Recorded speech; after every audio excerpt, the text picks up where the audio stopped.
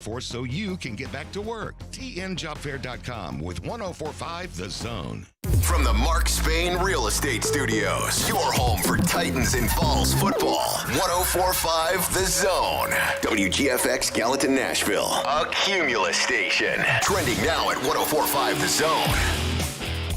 It is 10 o'clock. Good morning. I'm Lucas Panzica. The Titans 2021 draft class is set in stone. Day 3 included the selections of wide receiver Dez Fitzpatrick from Louisville, edge rusher Rashad Weaver out of Pitt, LSU wideout Racey McMath, and Oregon safety Brady Breeze. Local products drafted over the weekend. Vanderbilt's Dayo Odengbo went to the Colts in the second round. Tennessee wide receiver Josh Palmer to the Chargers in the third. And Tennessee guard Trey Smith fell to the sixth, but was taken by the Kansas City Chiefs. The Titans will not be exercising linebacker Rashaan Evans' fifth-year option, according to a report by Adam Schefter via Evans' agent Drew Rosenhaus. Rosenhaus saying they hope to extend Evans before his contract expires in 2022. The Preds won an overtime thriller against the Dallas Stars in Bridgestone Arena Saturday night. Eric Howla with the game-winning goal for the 1-0 win, and that puts Nashville 3 points clear of Dallas for that final playoff spot in the Central, fourth place with 4 games remaining. Nashville heads to Columbus tonight. Puck drops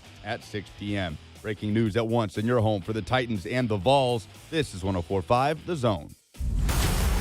Rising to the top with A to Z sports quicker than any Titans reporter in town. He's impressed us enough to give him his own show. It's Buck Reising on 104.5 The Zone. You ready, Mace? Party people in the place to be. It's about that time for us to. Yeah. Good morning, beautiful people of Nashville, Tennessee, Middle Tennessee, wherever it is that you're hanging out with us on 104.5 The Zone. Lucas, we made it. We are through the NFL draft. Oh, a celebration is going to be underway. We are going to celebrate the post-draft because it is finally over. I thought that scared the hell out of me. I was not ready for that. But we're excited to have you guys here. We're excited to be able to talk about actual substantive football players. We know the names, 8 of them, of the guys who are going to be assigned now to the Tennessee Titans, who will try to make this roster better, and who many of you have complaints about. So we'll spend some time on that. We would love your reaction. 615-737-1045, 615-737-1045. Lamonta Morton chimes in already on Facebook Live, where, of course, you can watch us on Facebook Live, Periscope, YouTube, and Twitch. Big homie Buck, I told you it'll be Farley. Talking about Caleb Farley. Well, we spent a lot of time on Friday on the Titans' first-round draft pick, the risks associated with it, where he falls within the pecking order for everything with the Titans' defense, and there's still a fair amount of unknowns at this point. But now we at least have an idea of the full scope of the draft class, and we'll spend some time on that this morning. We have a fully loaded show. We have Mike Miracles of Broadway Sports, Trevor Sikkema of the Draft Network, Jayson Swain of the Swain event, former Vols great, because, of course, a couple of Vols went in the NFL draft. Trey Smith, you just hate it for him. Oh, so cringeworthy to watch, especially after that. We had Coach Dave McGinnis on Friday, right, of Titans Radio. And Max said, day 2, Friday, is Trey Smith's day, whether it ended up being the second or the third round, and then he ends up just plummeting. The bottom fell out. The medicals must be, far more problematic for NFL teams than people might have imagined on the outside. But certainly he landed in a spot that is going to be beneficial to him with the Kansas City Chiefs and Patrick Mahomes. A Panzica Preds update. An incredible victory on Saturday in the middle of all of that stuff. We'll get to that here in just a second, but we start in the obvious place. Rashaan Evans. The tweet from Adam Schefter this morning that the agent of Rashaan Evans, Drew Rosenhaus, told ESPN, quote, due to ongoing salary cap uncertainty and instead hope to sign, they declined Rashaan Evans' options, according to Drew Rosenhaus, because due to ongoing salary cap uncertainty and instead hoped to sign Rashaan Evans to a contract extension before his current deal expires in 22. Now, very rarely do you see that, what do you want to call it, qualifier or that kind of explanation from a team on the back end. Maybe that's Rosenhaus just doing a little bit of PR. But it's not often that you see a kind of statement like that where a team has acknowledged to the agent, or at least the agent is saying that the team acknowledged to him, that they would like to keep his client around, but, just not at $9.73 million, which is what the fifth-year option for Rashaan Evans would cost. He is not at a place where he is worth nearly $10 million on the inside of the Titans defense, and we'll spend some time talking about that. 615-737-1045. Of course, your reaction to the Titans 8-man draft class all throughout the course of the day. We start the bidding with Josh in Jersey, who wants to talk about the Titans draft. What's up, Josh? Hey, how's it going, Buck? Well, I just wanted to come on and talk about the NFL draft, and most importantly, the Titans draft. It felt to me like John Robinson's draft was very safe, very passive, and it really felt as though a lot of it was, how can I say this, to make up for his past whiffs. So it seems like the Caleb Farley, while it may have a nice high ceiling, it looks like that's to make up for the whiff on Adoree Jackson. The Dylan Ray Dunes pick, that's not only to make up for the whiff and the terrible pick that was Isaiah Wilson, although I don't blame J-Rob for that, but it also makes up for not re-signing Jack Conklin. We failed to address the wide receiver position. I have no idea what to expect from Des Fitzpatrick, but I do know that at the price that the Jets signed Corey Davis, we should have re-signed Corey Davis. I mean, the entire offseason and the draft specifically feel as though there's just too many questions leading up for the Tennessee Titans. We don't know, several things about this team that we should know at this point going into next season. And I'm just I give the draft a C, and most importantly, I give this Titans off season a C. Draft grades. Draft grades. We have found ourselves in the season of draft grades. Josh, thank you for the call. I appreciate your insight. 615-737-1045. So, I understand. Like, people are, I think, largely pissed about the draft class. I think it's a little silly. 615-737-1045. Because look at the money that Corey Davis ended up getting from the Jets. $12.5 million average annual value, a 3-year contract. We'll see whether he sees the entire life of the deal. You know where you spent that $12.5 million that you would have allotted maybe to Corey Davis in a normal year, maybe to Jonnu Smith in a normal year. But somebody who was going to make a salary of $12.5 million they weren't going to be able to dole out 2 of those with Tannehill's contract, with Byard's contract, with Lewan's contract, and that money ended up going not to Jonnu Smith, not to Corey Davis, but to whom? Derrick Henry. So COVID finances, understanding, I think they would have liked to probably keep Corey if things had been normal. They're not normal. And to say that they haven't addressed the wide receiver position, I mean, they took 2 wide receivers, but I understand what you're saying. Like, people were not satisfied with the idea that the Titans waited until the 4th round. And by the way, we talked to Robert Simpson about this. We literally laid out the scenario for you on Wednesday that the Titans would draft Des Fitzpatrick, and you'll hear from that later on in the show. You'll hear that audio later on in the show. But for me, I look at this draft, and I have 2 takeaways, 2 primary takeaways. And we'll continue to take your reaction. I have a favorite pick that I think they made, both based on the value and the position. I also have a pick where I think they could have done a little bit better. I don't necessarily, it's not the end of the world, but just based on who was there, I would have liked them to take a different player on day 3, but I'll explain that later on. What I look at this draft and I say is, we spent an entire year bitching about defense. What did they do? They went and gave you a new defense. I look at this and I say you cannot hammer them, rightfully so, for everything outside of turnover differential, because they were the best in the league at that, plus 11. The ability to create turnovers is something that the coaching staff coached well and something that the players executed well. And I say that they coached it well because I saw them repping these things. Mike Vrabel and the coaching staff puts a very, very heavy emphasis on creating turnovers. That is something that was well executed. Everything else, you can bury them for. Totally fair. And so what do? They don't just make a few minor adjustments. Man, they nuked this thing. At all three levels. At all three levels. You're talking about a defense that could start as many as 6 new players, 6 of the 11. Like the least amount of tinkering came right up front with Danico Autry as really the lone addition on the defensive line. And you thought they might be and based on what Weaver is, Rashad Weaver out of Pitt, who they got in the 4th round, he can play on he's going to be in the outside linebacking room based on what Robinson told us on Saturday, but he also has the ability to play inside. He also has the ability to play defensive end like he was in college. Like there are uses for this player, multiple uses for this player. The emphasis was on versatility, maturity, and basically the interactions that they had with 6 of these dudes at the Senior Bowl, because that was the part of the process that was lacking in the 2020 draft and something that they definitely felt confident in based on what they had and who they talked to heading into 2021. So my first main takeaway is that we all complained about the defense. They went out and got you a new defense.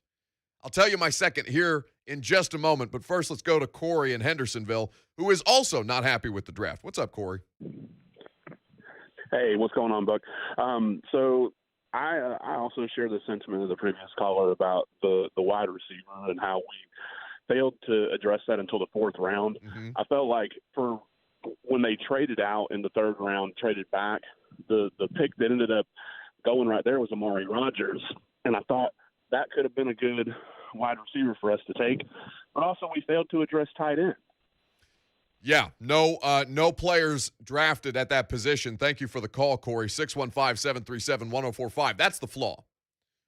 That's if you want to point out a clear and obvious flaw, that's it. Because you're looking at Anthony Ferkser as tight end 1, who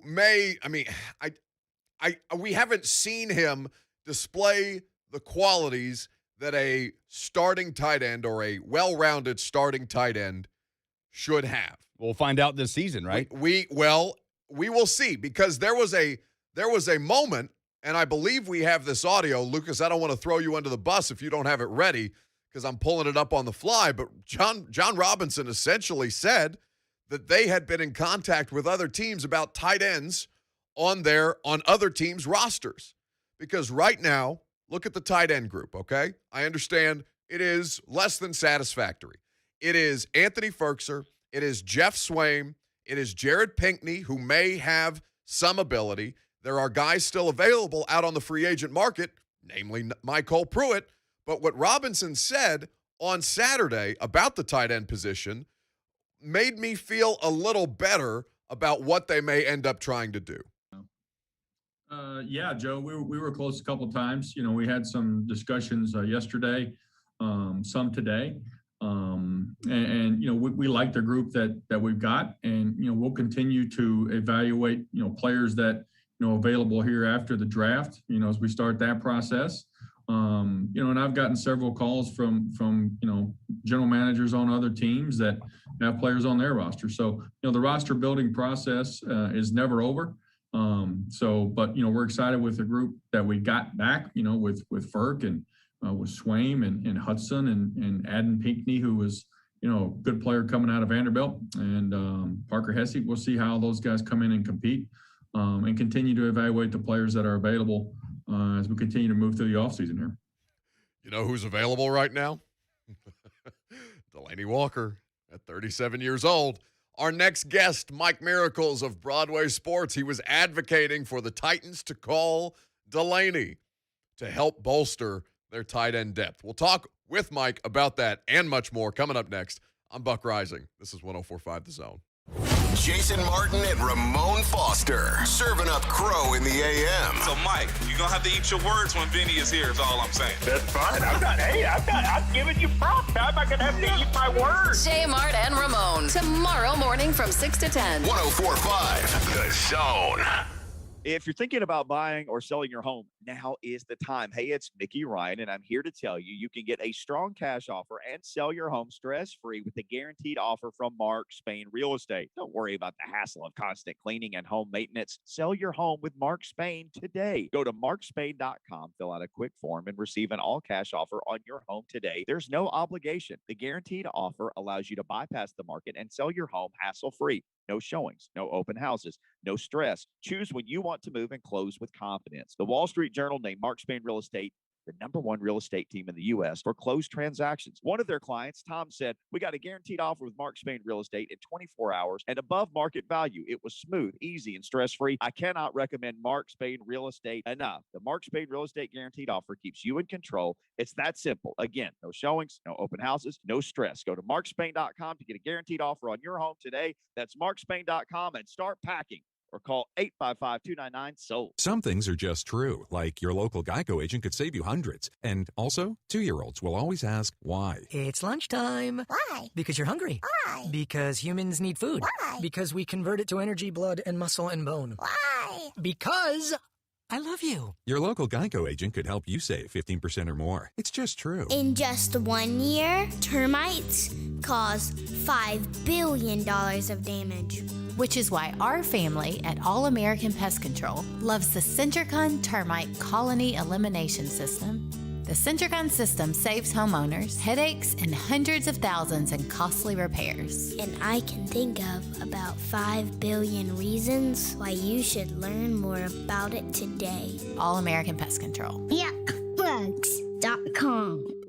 With Root Insurance, you have the power to control your own rates, all from an app. Root is a new type of car insurance that looks deeper than other insurers by using the sensors in your smartphone. Here's how it works.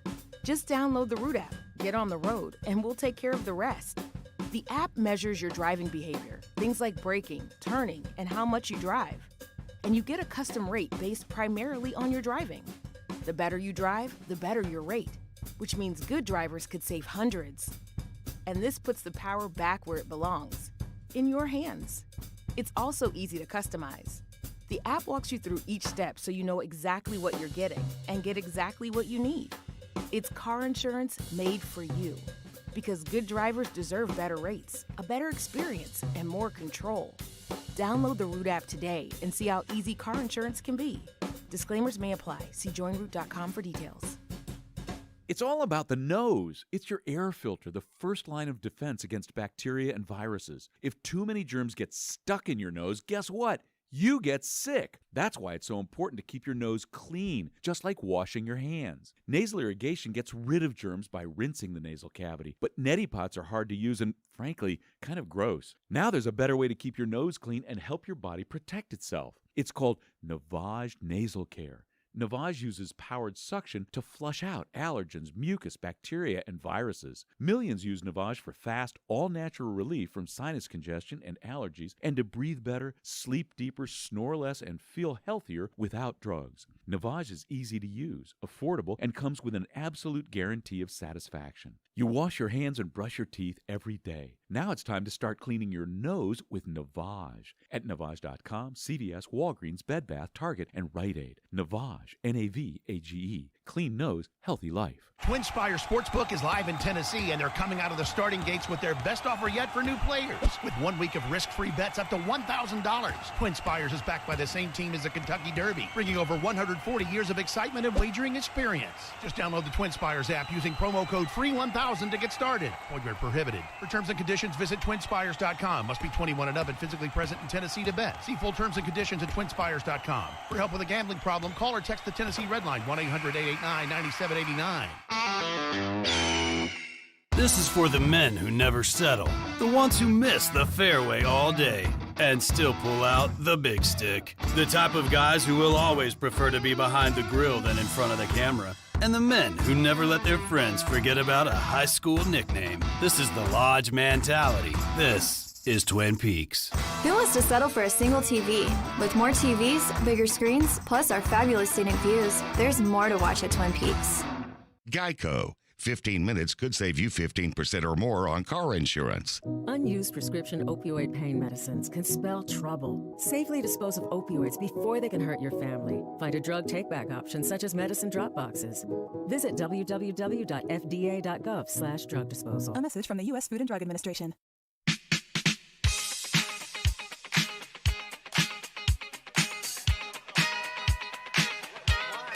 Indeed, it is time to celebrate. Celebration has begun. No more mock drafts. Send them into the sun.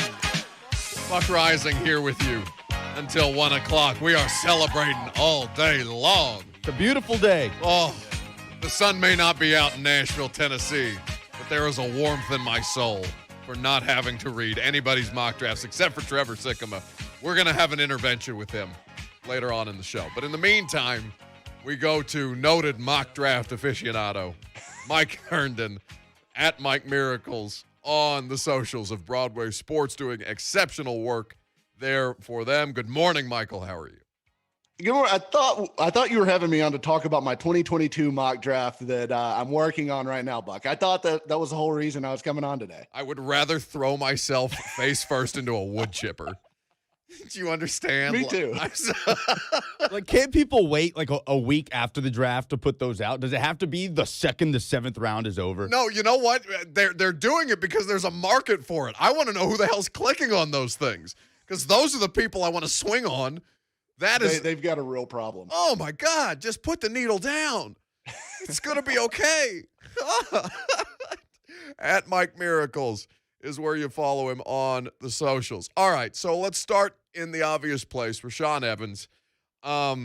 Is it worth even, because the tweet, for those of you who have not seen what Adam Schefter reported, Titans informed Drew Rosenhaus, who is Rashaan Evans' agent, that they will not be exercising linebacker Rashaan Evans' fifth-year option, quote, due to ongoing salary cap uncertainty, and instead hope to sign Rashaan to a contract extension before his current deal expires in 2022. Should they even sign him, Mike? Because I think Monty Rice can straight up take his job. Yeah, I don't think so. And honestly, I kind of read the Schefter tweet one of two ways, right? I think there's certainly the opportunity that this is John Robinson kind of massaging some egos and not wanting to upset anyone going into the season. You know, hey, we can't do anything right now, but we're going to keep talking. And, you know, I think that's kind of probably how those conversations go anyways. Because, you know, if Rashaan Evans comes out and balls out in 21, they certainly don't want to leave the door closed and have already told him, you know, hey, we're letting you go at the end of the year. But the other thing is, this is clearly coming directly from Rosenhaus, right? I mean, even the tweet is is worded that way. So Rosenhaus is going to put something out that isn't going to damage his client's value in free agency next year. Nobody wants to, you know, look at the guy and say, all right, well, the Titans clearly didn't want him, so why would we? So I think there's a little bit of PR damage control with a guy not getting his option picked up. And I think there's a little bit of maybe John Robinson massaging egos in there. I think that's all in there. But yeah, not surprising they didn't pick it up. He hasn't earned it. He hasn't played that well the last couple of years. So before we talk about John Robinson's draft record now with declined fifth-year options and first-round picks, why Rashaan, though? Why be more diplomatic with Rashaan than you have with any other declined first-year option? Like, I'm not refuting anything that you've just kind of posed as possibilities for why they could have phrased it the way that they did, because of course it's in the agent's best interest to make sure that things look as favorably as humanly possible on his client, for sure. But I'm not, unless I'm forgetting statements that have come associated with Corey Davis and Jack Conklin to that effect, I don't know why they would do that with Rashaan Evans if there wasn't a degree of truth to it. Yeah, and that's a fair point, because I don't remember statements with either of those guys. And by the way, similar. Corey Davis and Jack Conklin at the time were represented by CAA. Drew Rosenhaus is a different entity, so maybe it's as simple as that. I'm not sure, but go ahead, Mike.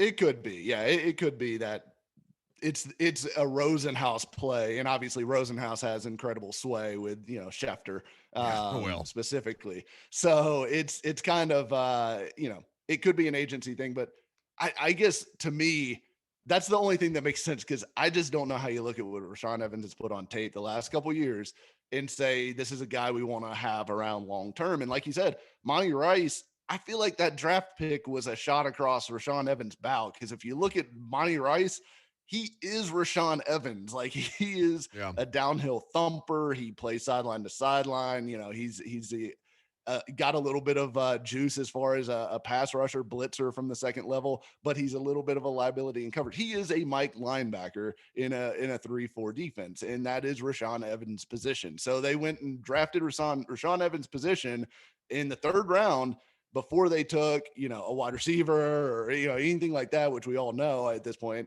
But clearly you're not doing that to make Monty Rice a 4-year special teams captain, right? No. I mean, that's not what you're doing that for. So I don't know. It doesn't make sense to me that they would go and turn around and re-sign Rashaan Evans before we even see what he does in 2020 or 2021. What year is it now? The year of the Rona is the only year I know at this point. That's right. We're going backwards now. No, but Jesus. It's it just doesn't make sense to me that they would go ahead and re-sign him right now at this point.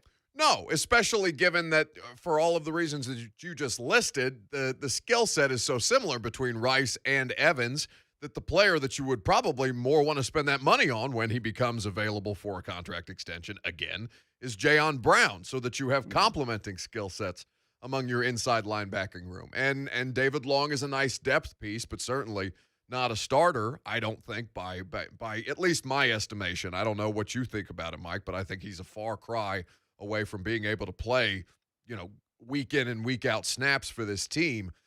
So then there's the matter of John Robinson and first-round draft picks, because if you go through what do we have? He's been through, this would have been his 6th draft, so 7 first-round picks. Jack Conklin did not get a second contract, option declined. Corey Davis did not get a second contract, option declined. Adoree Jackson, option picked up, but then cut when the option was going to go to effect, and now the league has changed the rules, so you can't do that anymore to protect the players, I think, a little bit. Isaiah Wilson, obviously not on the roster. You have Rashaan Evans declined. Jeff Simmons, we will see. I'm sure there is much more to play out in that situation.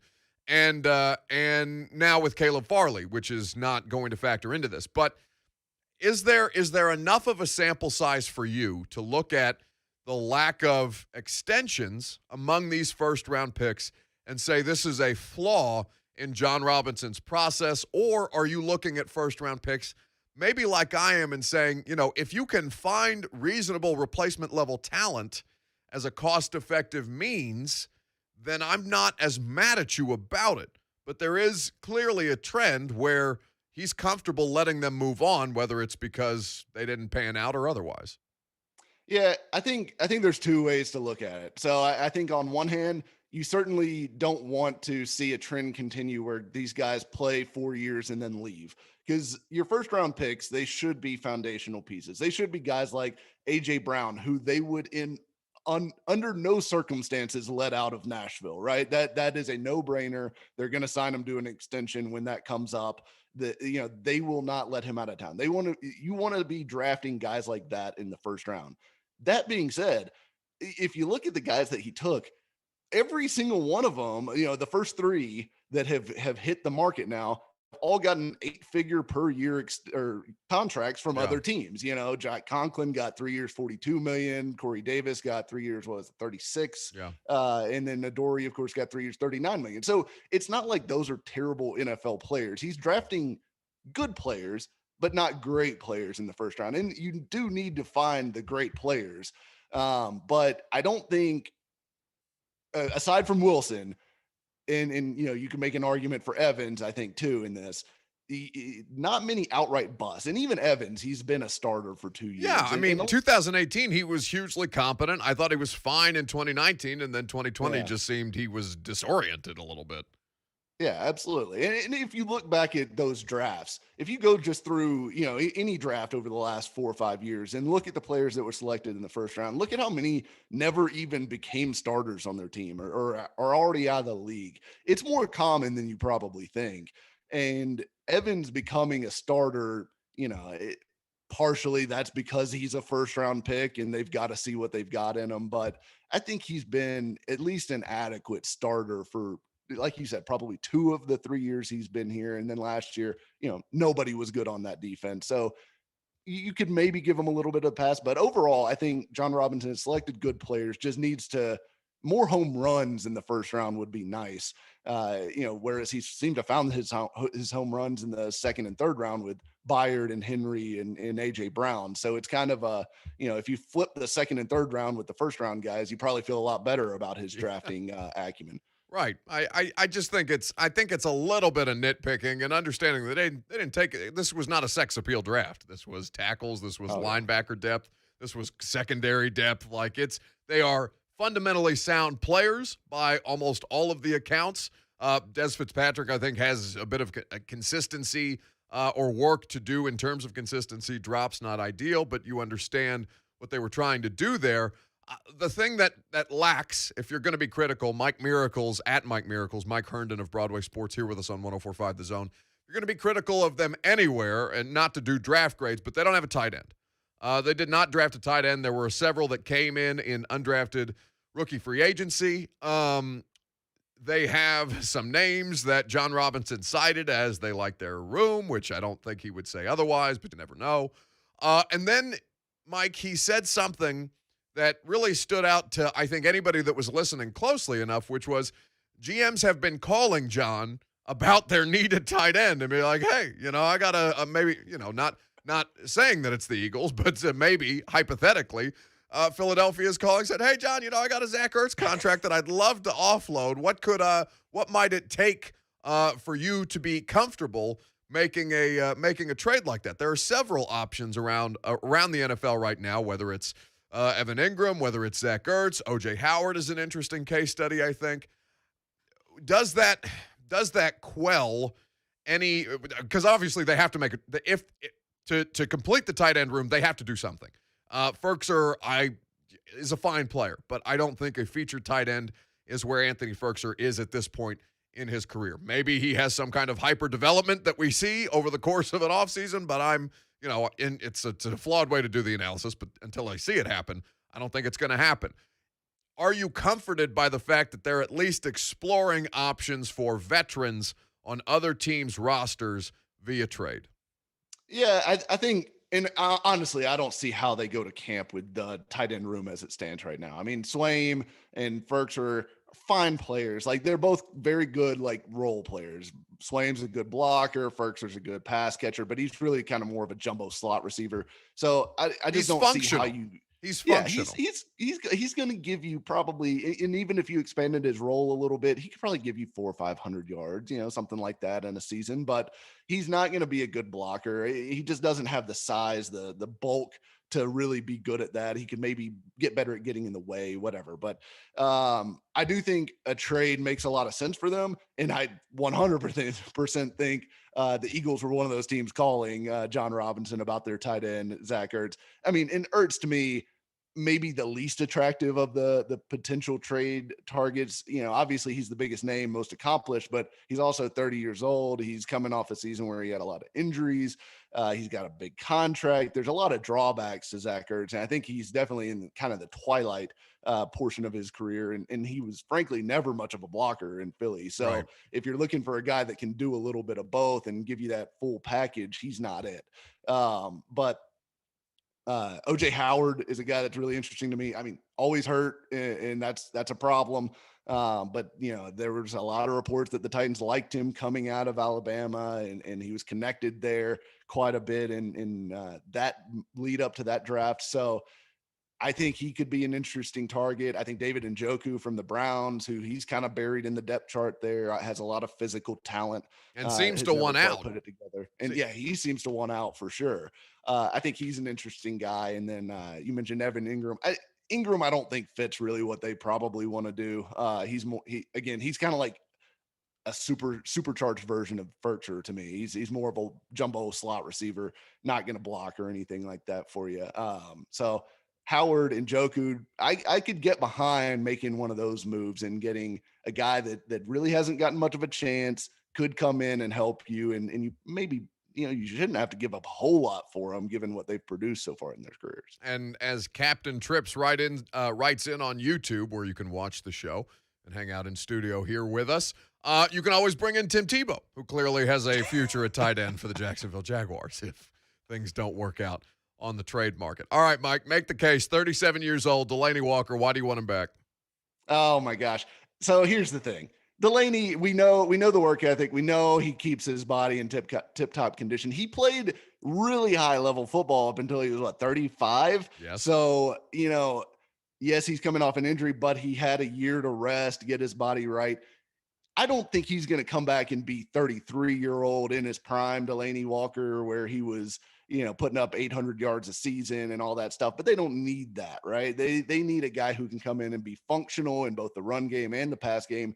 I think he can still do that on a limited snap count basis. And if you wanted to platoon this thing with Swain and Furcher and Delanie Walker, you could keep his snap count around 40 or 50% for a game and manage his reps and get enough out of him. He's still going to have enough juice. He was always a great athlete to be able to separate and get open. And we know he's tough as nails. So I don't know. There's just a lot to like about it, even beyond just the nostalgia of seeing 82 back out there in two-tone blue. Look at you. You're glowing just talking about it. Yeah, I mean, there's precedent. The precedent is Antonio Gates, so it's not like there's a ton of it. And Antonio Gates was a spectacular player for a long time, similarly built to Delanie Walker and similar roles, I think, with the offenses that they ended up playing with. So, I mean, it's not impossible. He's just, he's 110 at this point. So, but listen, they have some work to do. I think they are trying to figure out, John basically said on our Zoom call to wrap things up on Saturday, whether it's restructures, whether it's extensions, they are keeping things in their piggy bank, for lack of a better term, for a break glass in case of emergency.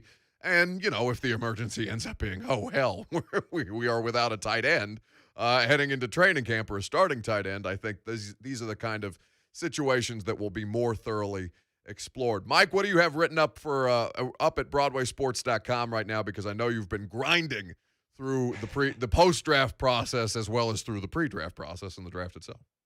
Yeah, so we have good stuff up there about Caleb Farley and his injury issues this morning. I read that. It was fantastic. You should go check that out if you haven't. It's on BroadwaySports.com. Really, really informative article.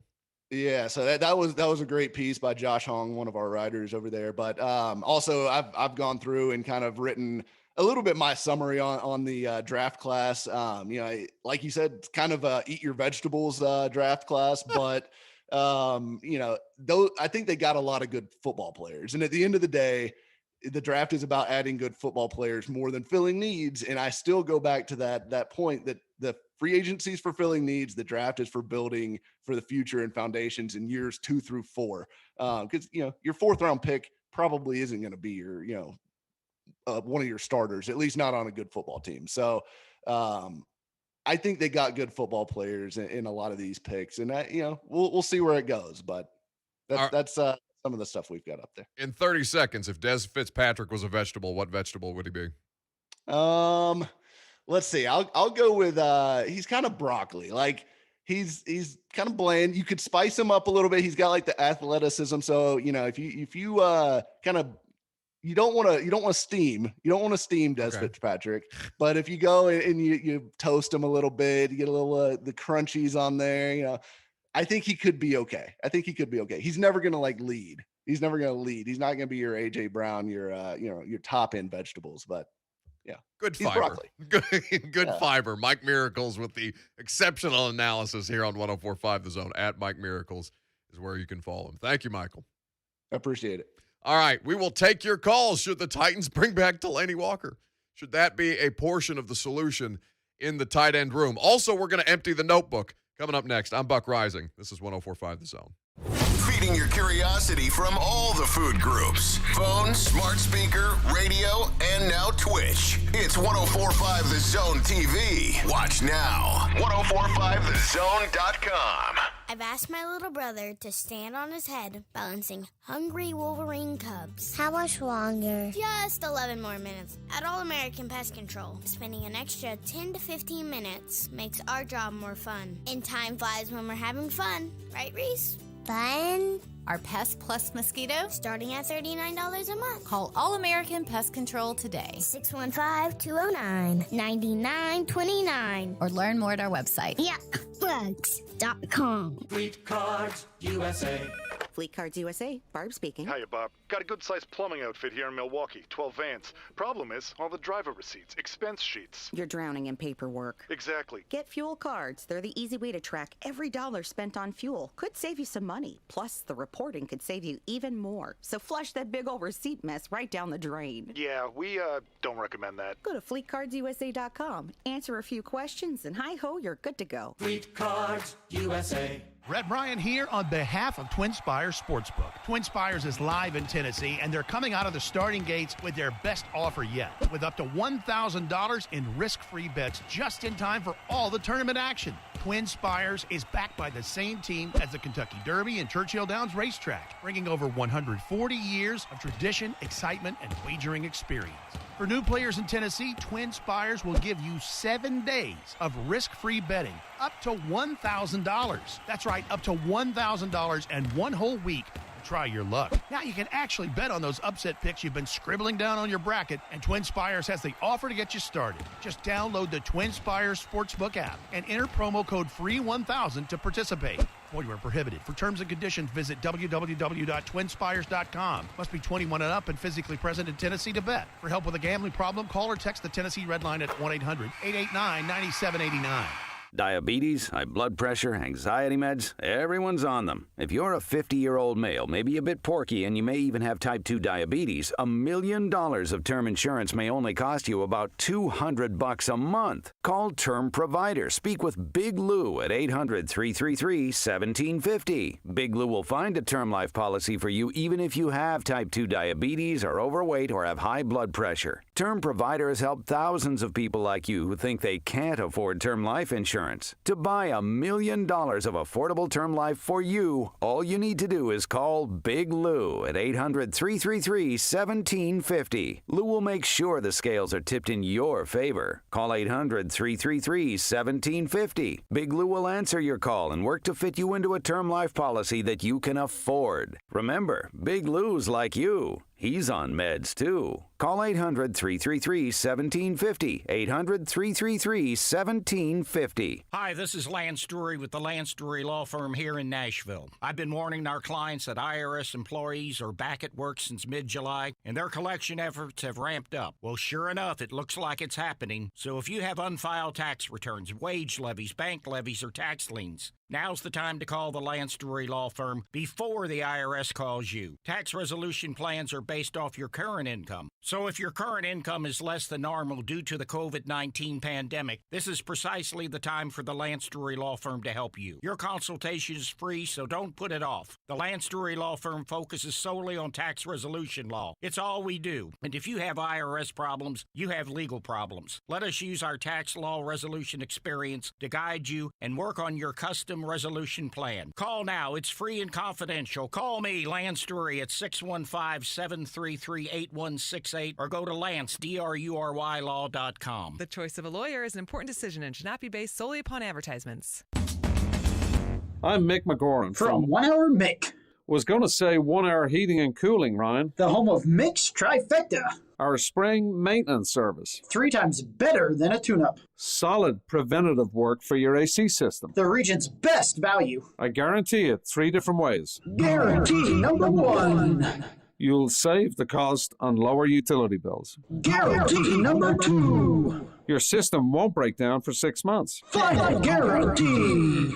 If you're not 100% delighted, I won't charge nothing. 1hourmick.com. Always on time, or you don't pay a dime. 1hourmick.com. Ryan, how do you get your voice to sound like that? Oh, yes. Got it online. Give it a try. Hello? Hello? Takes a bit of practice. Lots of mixed trifectas to do today. Think I'll get back to work. We're getting back to work. Independently owned and operated.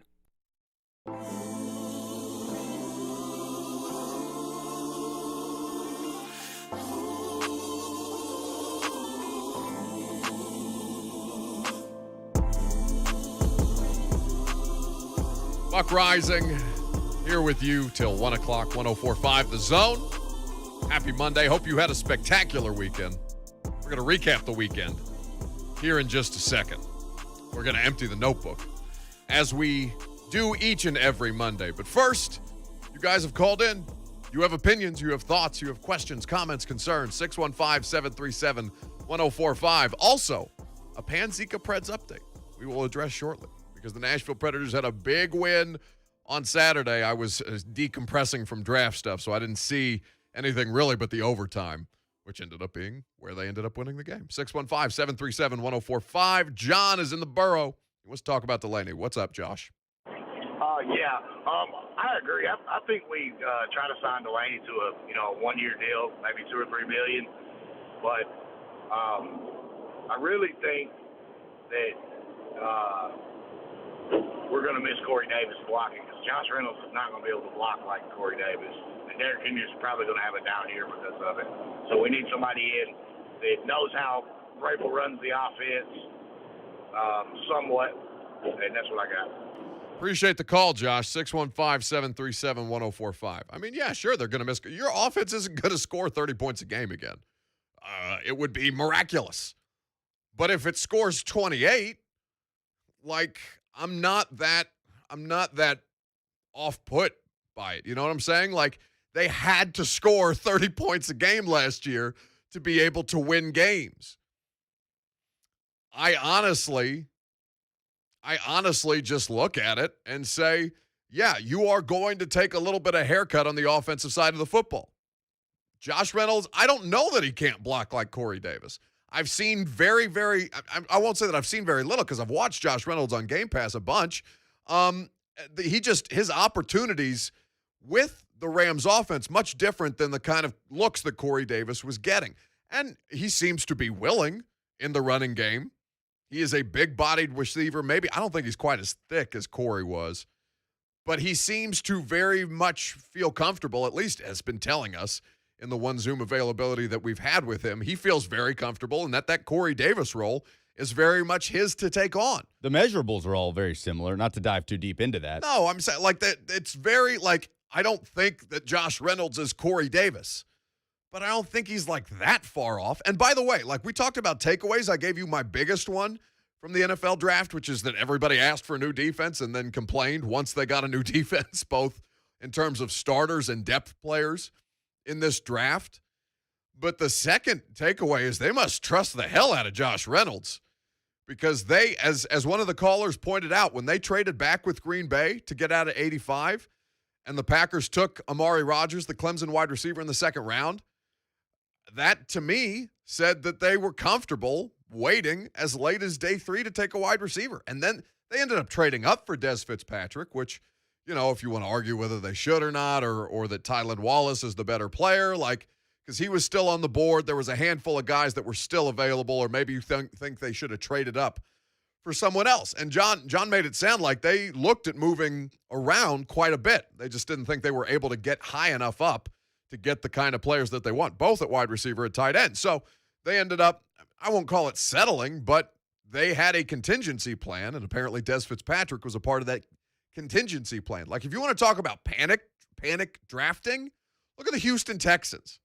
In fact, we'll give a little credence to the Houston Texans here when we open up the notebook, because I would like to rip them and their general manager. Can we do so, Lucas? Let's fire this thing up, please. Give me the beat, and then open the notebook and let it begin. So we do this every Monday. I'm obsessive in the way that I take notes with things. Largely, it's just because I try to make everything in my life content, but I write it down in my notebook. So let's start with some draft observations, shall we, Lucas? Let's turn the page. The Houston Texans. Dear God. so much ineptitude by a single franchise in a calendar year. I can't get over it. They started seeing quarterbacks come off the board when Kyle Trask was drafted, then Kellen Mond.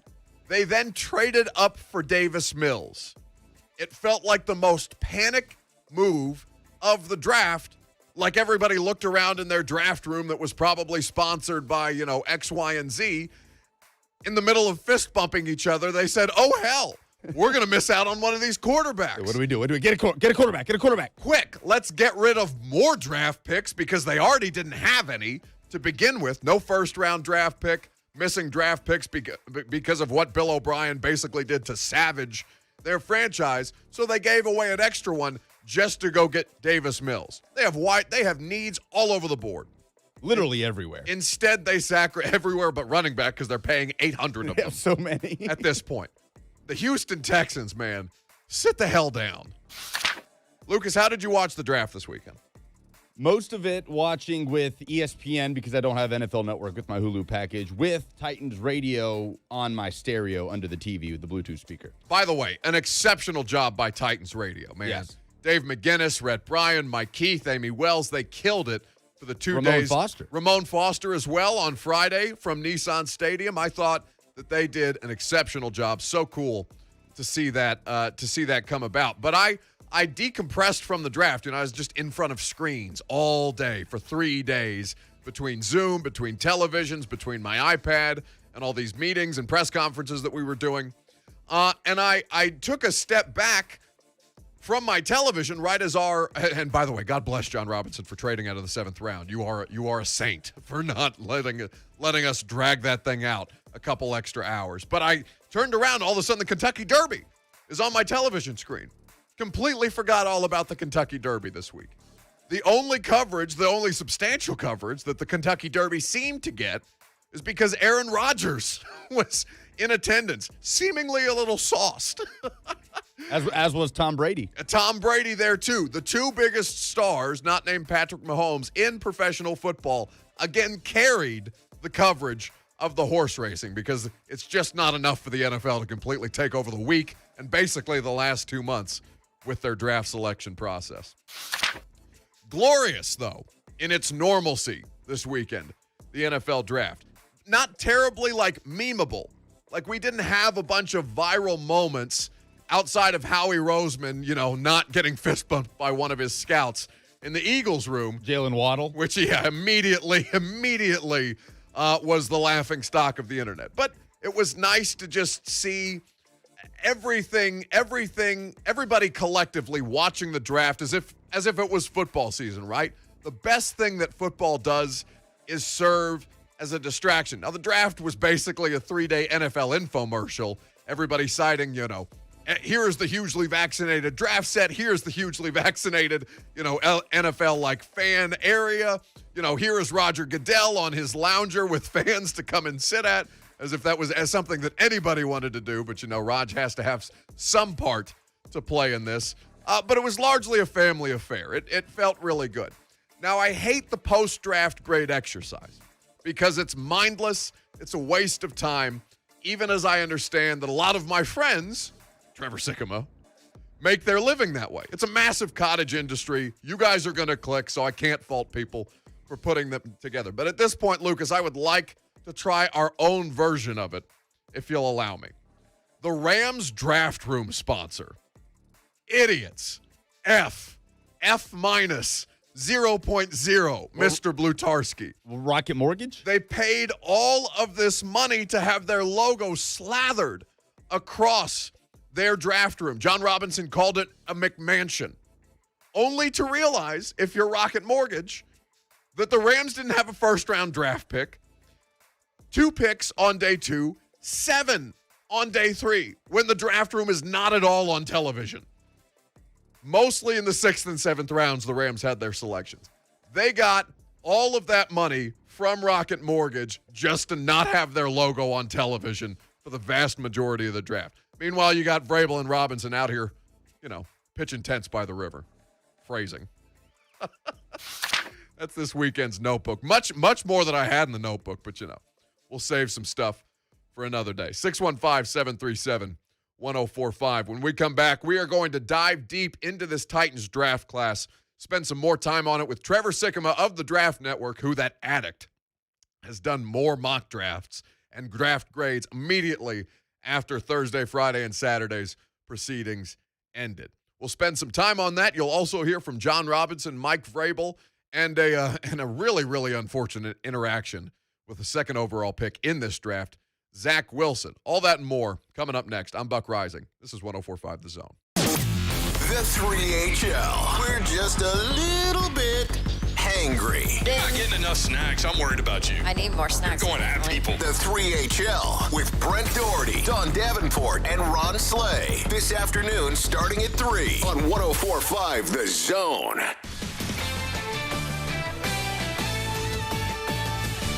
This is Damon Amendolara with a CBS Sports Minute, sponsored by AutoZone. Get in the zone, AutoZone. The Aaron Rodgers saga continues to burn, and the latest report from Yahoo Sports pours a tank of gasoline on the inferno. Reportedly, Rodgers is saying it's me or the GM that drafted my replacement. You choose, Packers, or else I'll retire. This isn't hindsight being 2020. Most of the football world knew Rodgers was not going to be happy with his replacement being drafted a few months after he got them to the NFC Championship game. And pretty obviously still has elite game. He was the MVP this season. If we know anything about Rodgers, that he lives with chips and grievances. It's what he's made of. So good luck to Jordan Love. If you stay, you better be good enough to take over for a legend. If not, you just got your GM fired for picking you.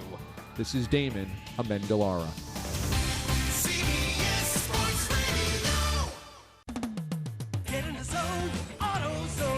Welcome to AutoZone, where we've got more ways to get what you need fast and take care of that fall tune-up. With our free same-day store pickup, you can order online and pick it up today at your local AutoZone. Or we can bring it to you with our free next-day delivery. Just order on AutoZone.com by 10 p.m. and we'll have it at your front door the next day. Getting your job done just got easier. Free next-day delivery on eligible orders. Restrictions at AutoZone.com. Get in the zone, AutoZone. For the ones who get going when the going gets tough. And the ones who know we're tougher together. For the Pathfinders breaking new ground. Grainger offers supplies and solutions for every industry, as well as fast access to experts and 24/7 customer support. Because we know you have people depending on you, so you can always depend on us. Call, click Grainger.com, or just stop by. Grainger, for the ones who get it done.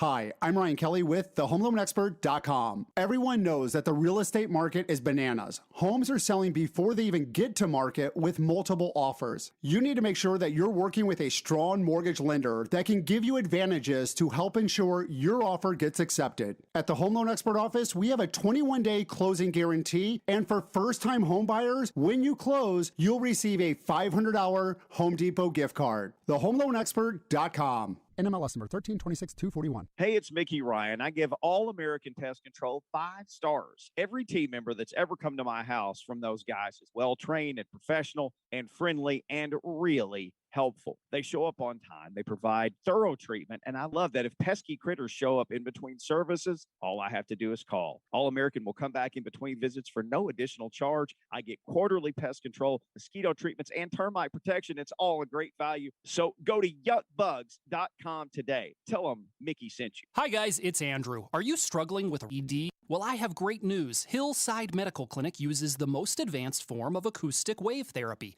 clinically shown to open up and regrow blood vessels. We're finally treating the root cause problem of ED. No pills, no injections, and no surgery. Even Cambridge tested our technology and showed that it is highly effective. If you're struggling with ED and sick of the pills, call us right now for an unprecedented offer. We'll give you the initial medical assessment, exam, even the blood flow ultrasound, totally free. We'll also include a special gift proven to produce instant results in the bedroom. This is a $500 value, but it's totally free to those that call us in the next 2 minutes. Put a stop to your ED and get the intimacy back. Call Hillside Medical Clinic right now to qualify for this offer. 615-576-5000. That's 615-576-5000. Hillside Medical Clinic. 615-576-5000. Graduation is a time to celebrate, and 2021 graduates have been some of the most resilient. Celebrate them with a memorable piece from Brentwood Jewelry.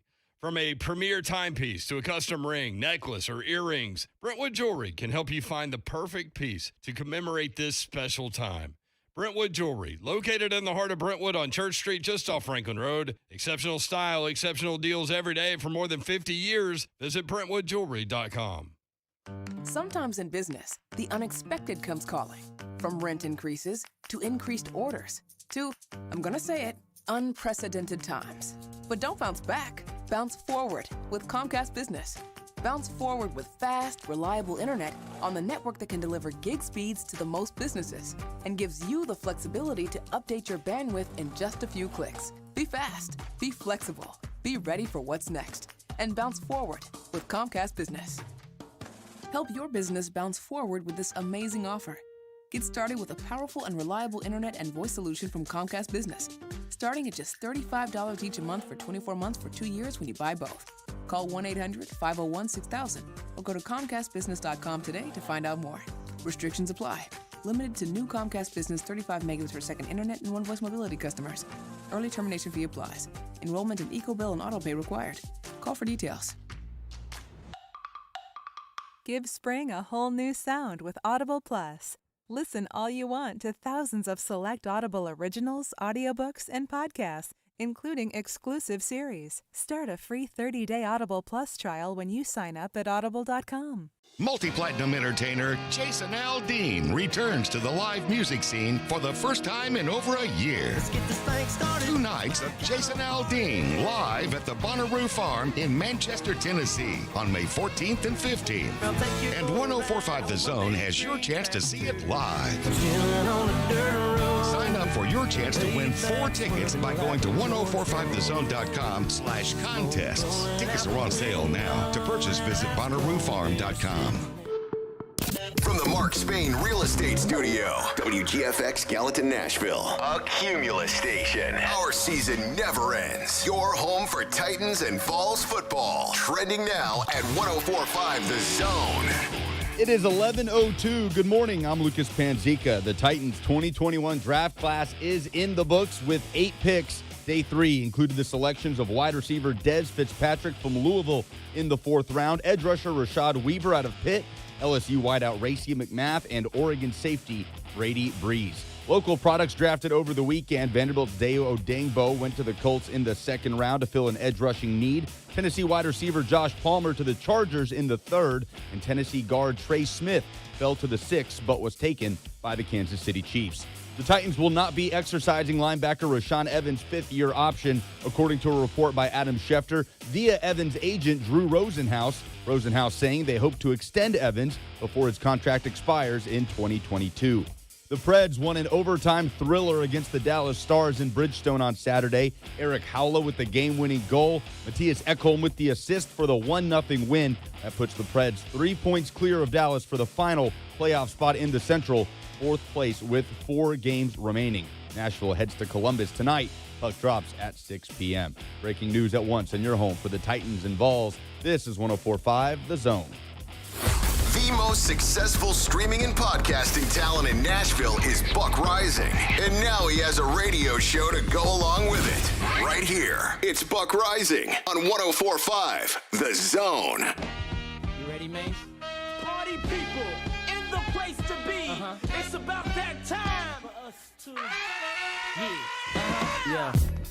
Been that time. What is going on, Nashville?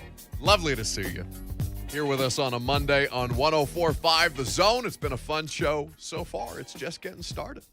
We have much conversation to continue to have about the NFL draft, about the Titans selections, about what happened with the Vols over the weekend. Trey Smith and Josh Palmer. Jason Swain, we'll speak to him later on in the show. Coming up next, by the way, is Trevor Sikkema. We'll deep dive into the draft prospects, the 8 of them that the Titans ended up selecting. Who was your favorite? Who was your least favorite? Feel free to chime in whenever you like. 615-737-1045 if you're listening at home, or you're listening to us all over the place. If you're at home, just say Amazon Alexa, or is it Alexa? Is it Amazon Alexa or is it Alexa? I struggle with that because I don't have one. But just say Alexa, play 104.5 The Zone. Apparently she doesn't. Real easy way to She's get very it. good about that. Yeah, really, very, very, very hospitable, Alexa, from what I'm told. 615-737-1045, 615-737-1045. But first, a Panzika Preds update.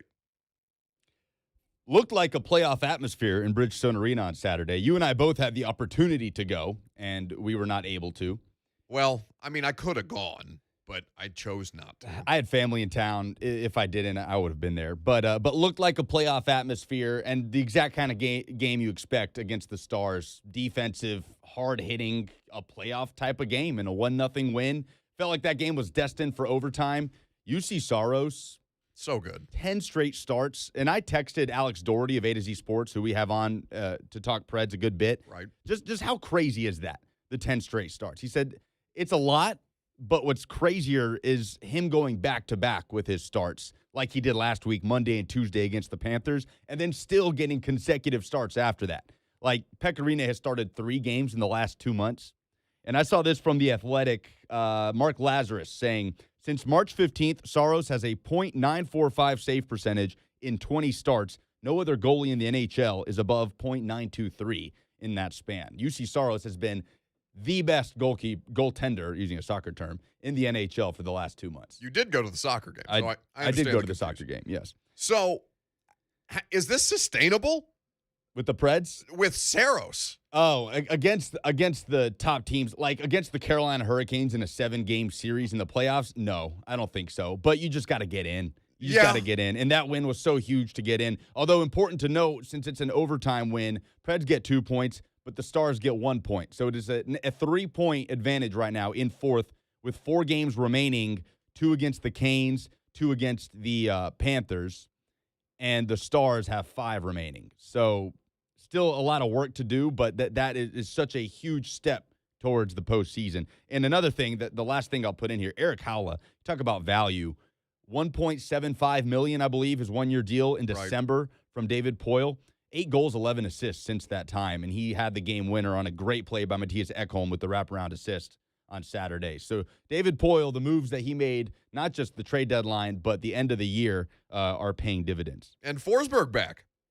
Yes, Philip Forsberg was back. He has not scored since coming back, but so you're starting to get everybody back into the fold. But look, it's all on UC Saros. Like, I listened to Alex Doherty's podcast. I just don't know if I like that. I don't like the idea that it's all on him, and you're getting it. Not to say that the rest of the players aren't contributing. Like, you see guys like Halla show up in overtime, and there has been substantial contributions from guys across the board throughout, and really more than anything, the depth players stepping up to keep this thing alive. But I just don't like. I mean, if you're going to have a heavy reliance on any player on the ice, it's going to be the goaltender. Yeah, he has quite literally carried them through this streak. And by the way, I misspoke. It's 2 with the Blue Jackets and then 2 with the Hurricanes to close out the season, starting with the Blue Jackets tonight and Wednesday. Their season would have been over 2 months ago if he hadn't been performing at this kind of level. It's incredibly impressive what UC Saros has been able to do. 615-737-1045 is the number. Did we cover everything for the Preds? Have I satisfied the Preds requirement today? Essentially. And then another thing is they are playing with the Blue Jackets and Hurricanes, 2 teams that have already clinched a playoff spot that are still fighting for seeding right now. But it'll be interesting when they get to that last 2-game set against the Hurricanes. If they have their spot in stone, which right now is number 1 in the Central, how does that affect how they approach those 2 matchups? Could that favor Nashville? We'll see. Are you holding it against your family members that you didn't get to go to the game? Yes, I will forever hold a grudge against my parents. No, it was great to have them in town. It's been a long time. That's the right answer. So, outside of what was happening with the hockey, I don't even know. I don't know where you're going to go here, too. It could be several different things to elicit that reaction. No, with that, I don't think so. I think it's just the one thing. I think it's just the one thing that I sent you because I do a lot more reading of TMZ than I probably should. But TMZ has a lot of good stuff in there, especially on the fringes with some things that I may not be consuming through mainstream media when it comes to sports. So what happened over the weekend is, of course, we had the NFL draft the last handful of days. Zach Wilson, the second overall player taken in this draft. Now, the franchise that he went to, the godforsaken New York Jets. By the way, everybody is saying that two of the worst franchises historically, the Jets and the Lions, have had and the Giants under Dave Football Gettleman, because he finally figured out how to trade back. Like it was, it's like somebody in high school who didn't, not that you should be, maybe I should hang on. Let me not use that metaphor because I don't want to encourage anything that would be illegal. But all I'm saying is the three largely godforsaken franchises were regarded to have the best draft over the weekend, which is all you need to know about draft grades and these kind of exercises. Like, how many times have we come out saying the Jets won the draft? The Jets won the draft. The Jets won free agency. 6-10. But anyway, so now Zach Wilson is the latest savior of the New York Jets. And in doing so, he goes to a media market and a fan base that is quite, how should we describe it? Like, I don't have anything against people from the East Coast. I really don't. I lived in New York, my family and I lived in New York. And yeah, I was a little younger, so maybe I didn't get the full New York experience as a fully formed adult, but I enjoy the East Coast very much. But every once in a while, you get somebody who is just a complete and total scumbag. And, maybe a higher percentage of them, maybe because of population density, whatever you want to call it, every once in a while you end up with a scumbag. Now, this one happens to work in front of a microphone. Craig Carton, who is a talk show host, now twice, for WFAN. He had a prison stint in between of 3 years. He got arrested in 2017 doing things shady with basically defrauding people. I don't remember exactly what the charge is, but the point stands that he served a 3-year prison sentence and is now back on New York Sports Talk Radio because, of course, his ratings are doing better than anybody. Why not? So Craig Carton, in all of his glory, is interviewing Zach Wilson, the new quarterback of the Jets. Carton's a Jets fan, right? So he's, why don't I let Craig Carton, and just the way that he sounds is detestable enough for me. But why don't I let Craig Carton set this up in his interview with new Jets quarterback Zach Wilson? So I check out the newspapers, right? When I wake up this morning, I go online. Let me just see what other people are saying about my guy. And the headline of the Post is Zachpot. I'm like, all right, I like that. Not bad. The lead story, though, is not about Zach Wilson becoming the New York Jet quarterback. Your mom has become the lead story here. And I say that respectfully because people are like, the star of the first round of the draft is Mrs. Wilson because she's a very attractive woman. Respectfully. And I'm just wondering how awkward that is for you, that you just got picked second overall in the draft, and the focus is, wow, his mom is really hot. I assume you've dealt with it your whole life, but now it's playing out on Broadway. How awkward was that for you? Yeah, it's not my favorite for sure. We like to keep her out of the spotlight, but she's an awesome lady, and I love having her support. No doubt. I respect that. I had to bring it up because it is on the front page of the papers today. And we asked... No, you don't have to bring that. Horrible. Horrific. So awful. And, Zach Wilson looks a bit like a scared puppy dog anyway, but to put anybody in that position, and by the way, I've looked up what Craig Carton was arrested for. This from NJ.com in 2017. Arrested Wednesday and charged with 4 counts of fraud in what authorities say was a Ponzi scheme that duped investors out of millions of dollars by promising them a share of profits from the sale of concert tickets. It was all done in an orchestrated scheme to cover up gambling losses because, of course. Okay, so the guy who asked the number 2 overall pick about his mom on one of his first interviews is a scumbag. Wow, that's crazy. Hey, buddy, your mom is really hot. Talk about it. What? Jeez, it's so cringy. You got to be kidding me. I'm so, God. And you can hear in Zach Wilson's tone that he's heard it all his whole life from his teammates, but now to hear it from... Not even that. Like, his teammates probably respectfully, Craig Carton says. Yeah, that respectfully, adds more let me insult. talk about your hot mom. Yeah, that's even more insulting to even have the audacity to have that word in there. Oh, my God. The comments on Facebook Live, Twitch, YouTube, and Periscope, where you can, of course, watch the show, 104.5 The Zone TV. They're pouring in with praise for the performance of Craig Carton. Just a despicable human being. Craig Carton probably needs some kind of an intervention, gambling related or otherwise, or just detestable human being behavior. But who also needs an intervention and is a much better human being is Trevor Sikkema of the Draft Network, because this man is still pumping out mock drafts, and we need to have a come-to football Jesus moment with our good buddy Trevor Sikkema. We're going to break down the Titans draft class as well. All that and more. I'm Buck Reising. This is 104.5 The Zone. Blaine and Mickey understand. Yeah. Mm-hmm. We understand. Blaine and Mickey, this afternoon, 1 to 3 on 104.5 The Zone. TwinSpire Sportsbook is live in Tennessee, and they're coming out of the starting gates with their best offer yet for new players. With 1 week of risk-free bets up to $1,000. TwinSpires is backed by the same team as the Kentucky Derby, bringing over 140 years of excitement and wagering experience. Just download the TwinSpires app using promo code FREE1000 to get started. Void prohibited. For terms and conditions, visit TwinSpires.com. Must be 21 and up and physically present in Tennessee to bet. See full terms and conditions at TwinSpires.com. For help with a gambling problem, call or text the Tennessee Red Line, 1-800-889-9789.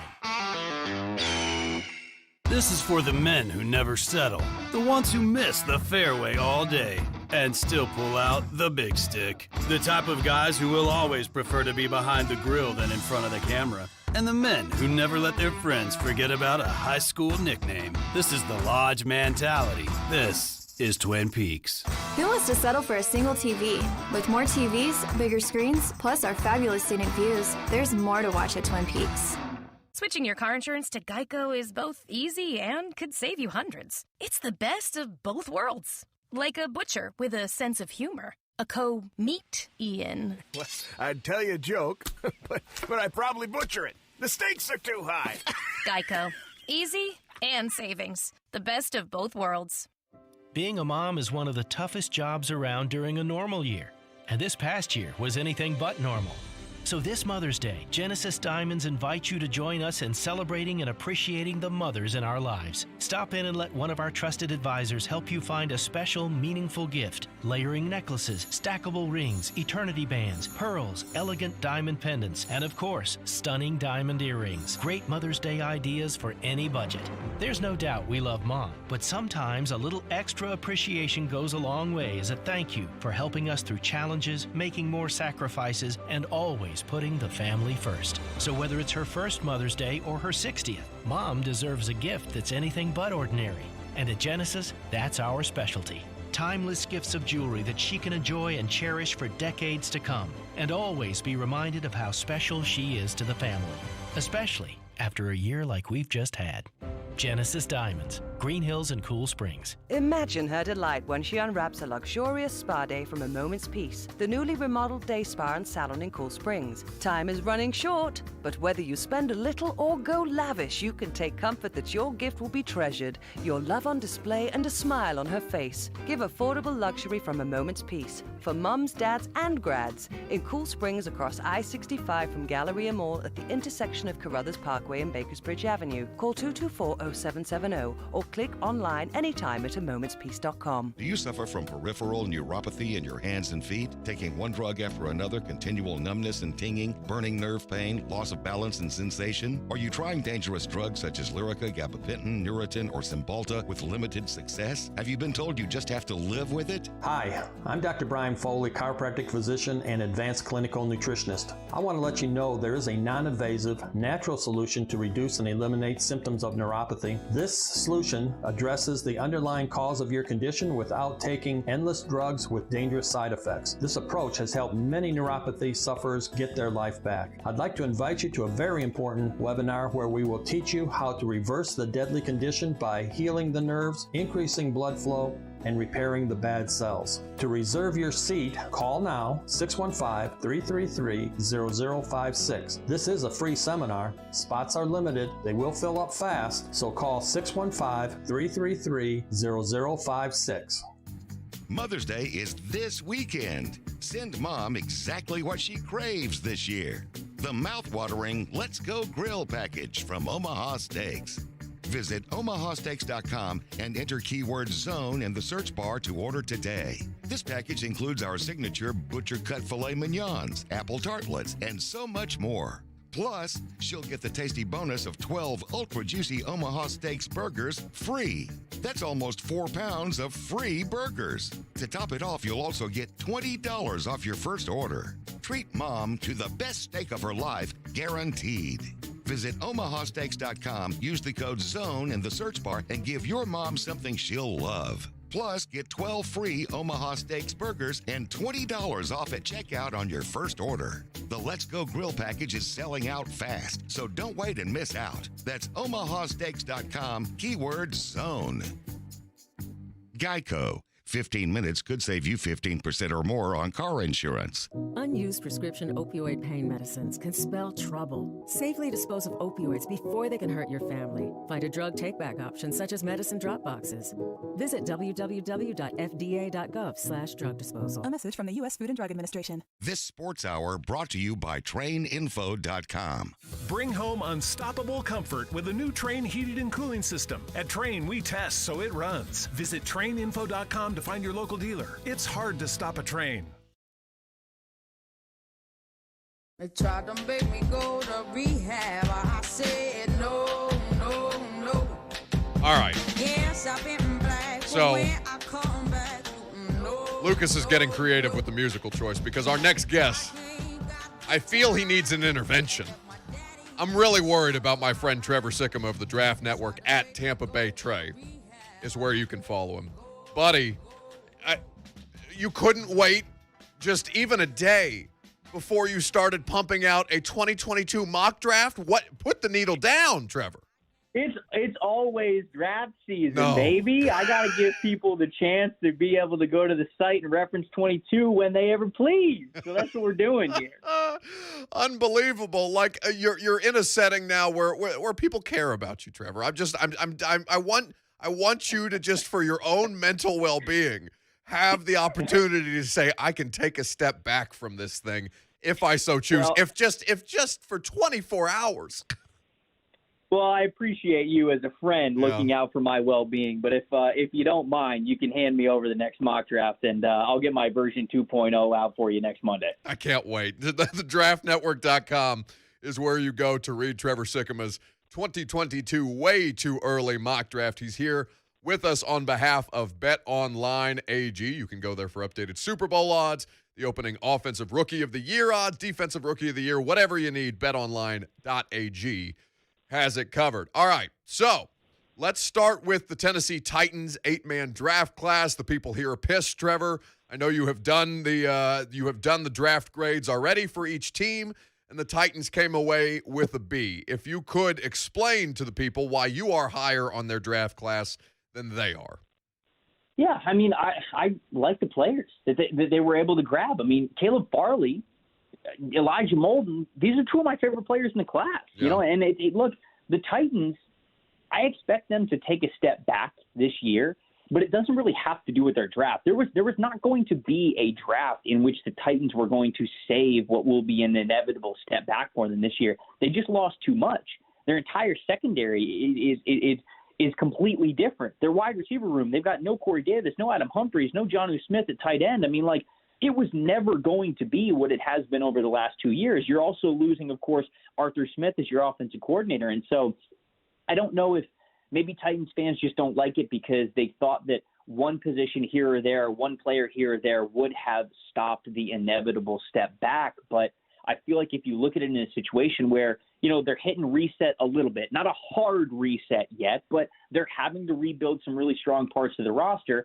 Getting Caleb Farley, who I think is CB1 in this class when he's healthy, at number 22 is a steal. And they have to get him, right? They're moving on from Malcolm Butler. They're moving on from Adoree Jackson. They're looking at some young corners and saying, well, you better step up. And I feel like now Caleb Farley's well within that group. You know, he might struggle as a rookie like all corners do, but I think moving forward you might have a potential shutdown guy there. I feel like Elijah Molden gives you a lot of versatility when it comes to that slot nickel defender group. He can also play as a strong safety. He's got a great football background. He is so smart with what he's doing. Dylan Radins, they get to get him in, and that's an experienced offensive tackle who gets to slide in. You hope for Isaiah Wilson on the right side there. You get a couple of depth players. Des Fitzpatrick, they apparently loved a lot. Rashad Weaver is a former impact defensive end who has just dealt with a lot of injuries. And so, I don't know, man. When I look at this Titans group, I feel like it's getting the grades around them are too harsh. For the guys that they had the chance to take, I really felt like the Titans did fine. It wasn't my favorite class in the world, but I really did feel like they got a lot of really strong players. I think the greatest amount of just general discontentment with the fan base is because they waited until day 3, round 4, to take a receiver. And when Tylan Wallace was still on the board, they instead opted to trade up for Des Fitzpatrick. Now, I think anybody who is reasonable and rational is acknowledging that they're not going to score 30.1 points per game again next year, Trevor. Hopefully with a different set of players on defense and a different, just a general better comfort level with the coordinator Shane Bowen, a lack of COVID offseason that will make it maybe a little easier to learn and to adjust and correct some of the communication problems that they were dealing with. They went out and got a new defense. Their skill position group is much lesser than at this point, but I think that's where the greatest amount of contention comes from Titans fans, is that they just weren't satisfied with Des Fitzpatrick, and then Racey McGrath, outside of a fantastic name in the 6th round, you just really didn't see enough to replace the kind of production that they're losing when he was at LSU.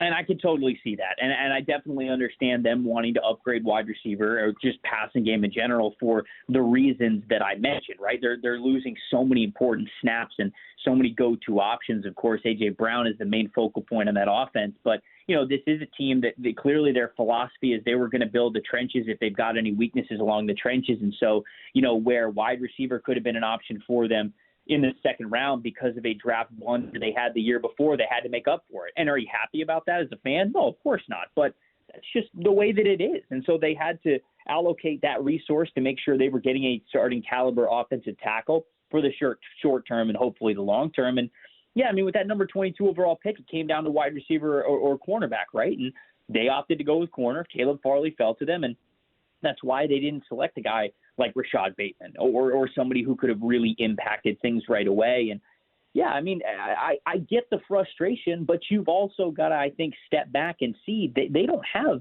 15 picks. There's only so many picks that they can draft. They don't have all of these picks in the 1st round, and there's a lot of names that you like. I know that fans have the opportunity to run through all sorts of mock drafts, both at the draftnetwork.com and plenty of other sites too. And I'm sure that they got familiar with some names that they really loved. They got to a point where they were drafting players who they would have been comfortable with, but it's just not going to come out that way perfectly when you look at what this team has prioritized in the draft the last couple of years. And so they opted to go with corner at the top.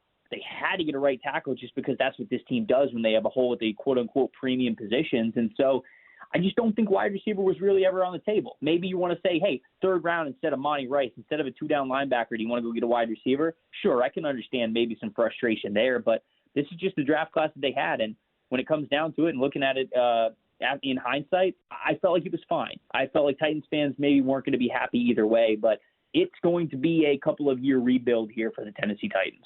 Trevor Sikkema here with us on 104.5 The Zone. Make sure you check his work out at thedraftnetwork.com. Also, what him and Ben Solak do on the Locked On NFL Draft podcast. Subscribe, rate, review wherever it is that you get your podcast. It is indeed, for Trevor Sikkema, draft season all year round. We have people chiming in on the chat on Periscope, YouTube, Twitch, and Facebook. Ask him when the TDN mock draft machine will be updated with the 2022 prospects. The people demand it, Trevor, so I understand. Listen, from you telling me I need to take a break, the second I posted that mock draft, I had a couple of people saying, hey, when are you switching the machine over? So these people have been waiting for it even longer than I have, maybe. No, I'm not mad at you. I'm not, of course, the information is always sound, and it's an invaluable resource for people like me who spend a lot of time catching up with people like you, given that you spend so much of your time on the draft. But I just cannot get over the idea that there's this much interest in 2022 prospects already. What about 2023? When do we get the 2023 mock? Get the hell away from the microphone, Lucas. Back away. Back away. All of you put the needle down. It's going to be all right. Follow him at Tampa Bay Trey on Twitter. All right, in a perfect world, because I think Rashad Weaver has potential in this offense. They obviously have Josh Reynolds right now to pair on the outside across from A.J. Brown. Rashad Weaver has immediate, I think, special teams ability. Where does he need to develop as a wide receiver to be able to make legitimate impact for this offense? Well, you said wide receiver. Do you mean edge rusher? Because I don't know. He's probably got a lot of ways that he's got to develop as a wide receiver if you want him over at a wide receiver. I completely blanked. Dez Fitzpatrick. I am so sorry. No, that's okay. I wasn't sure which guy that you were thinking of. No, I mean, Dez got a lot of experience at Louisville. He was more of the stronger vertical threat than Tutu Atwell was more of the explosive threat when they were at Louisville. Louisville's kind of got a funky offense though, and so I think that a lot of his early time in Tennessee will probably just be calibrating to what is much more pro-style offense. And I think that he could be a nice complementary piece for what the Titans have now. I mean, they lost a handful of guys. And, Josh Reynolds is a player I'll just speak on there. I was really high on with him coming out, and I felt like the only reason why he didn't really produce during his time in L.A. is just because there were so many other wide receivers that were in front of him. So that's a player who I would actually be really excited about if I'm Titans fans, him finally getting a shot to show what he's worth there. But Dez Fitzpatrick, I think he's going to be a rotational guy. He's going to be a wide receiver 3, wide receiver 4 at best this year. And he's a mid-round pick, so that's what you would probably expect. And it might be a couple of years for him to develop, like I said, to really acclimate to how the NFL does things. It's just a funky offense, the way that they move the ball around there and how they emphasize certain players. And so I think Fitzpatrick is fine. They spoke about his leadership. They spoke about how highly they regarded his football character, how much he was a great worker. And so whatever the challenge is for him to adjusting to the NFL, I feel like he's going to be able to do it. But in terms of year one production, Josh Reynolds is probably your wide receiver 2 here. It's not going to be Dez Fitzpatrick. I'm going to ask you about Rashad Weaver here in just a second, but how big of an impact, Trey, do you think that the Senior Bowl and the ability for them to just be able to interact with these guys again in a semi-normal circumstance affected the drafts that you saw across the league? Maybe not necessarily just the Titans. 6 of their players, though, were guys that they had interactions with at the Senior Bowl. It seemed to really, really affect their decision-making and really mean a lot to at least the Titans. Did you notice that as a trend across any other team outside of just the Titans who seem to have a hyper-focus on it? Oh, yeah, it was huge. I mean, you look at the beginning of day 3 there, and it's basically all Senior Bowlers as the first guys who were off the board, and that familiarity was huge. Going into the draft, I think we were told that, hey, watch for teams to trade back in this draft, not for capital that's further down the road, but also like in the 2022 NFL draft, not just for later picks in the current draft. And we were told that teams are really going to value those 2022 draft picks a lot more because the process should be a lot cleaner. It should be what they're more familiar with. You hope that COVID doesn't impact it at all whatsoever. You're hoping the scouts get to go out and watch these guys in person again, and that you get to have the chit-chat between the general managers at the Senior Bowl, at the Shrine Bowl, at the NFL Combine. And so, I mean, I think that sentiment there with the desire for familiarity, that came out within the Senior Bowl. And with that All-Star game being played, I think you saw a lot of teams early on day 3 go, hey, we actually got to see this guy in person. We actually got to see him with a helmet and pads on recently in the offseason in January. And so you saw a lot of players, I think, benefit from that. And that's great for the All-Star game. That's great for the circuit. It's always good when Mobile has a lot of really great players that we get to see in the Senior Bowl. And I think that those guys benefited heavily from being in that event by seeing their names called early on in the draft. Trevor Sikkema of the Draft Network and the Locked On NFL Draft podcast here with us on 104.5 The Zone on behalf of betonline.ag. With Rashad Weaver, Vrabel could not stop glowing about him. I think he liked the fact that Weaver in one of their interactions that they had throughout the course of the pre-draft process brought up to Vrabel that he got a sack on Tyler Vrabel at Boston College, and Mike just likes people who are going to basically trash talk him. Weaver said Mike might have dog cussed him a little bit, but that's the kind of interactions that I think really stuck with Vrabel. But the thing that he kept going on about was the versatility of Rashad Weaver and basically not I'm trying to think of the correct way to phrase this, but essentially at the Senior Bowl, he was asked to play inside at times. Like they'd line him up over the guard. And what stood out to Vrabel was, well, he didn't take that as an opportunity to just kind of, go and make a play or operate outside of what they were asking him to do.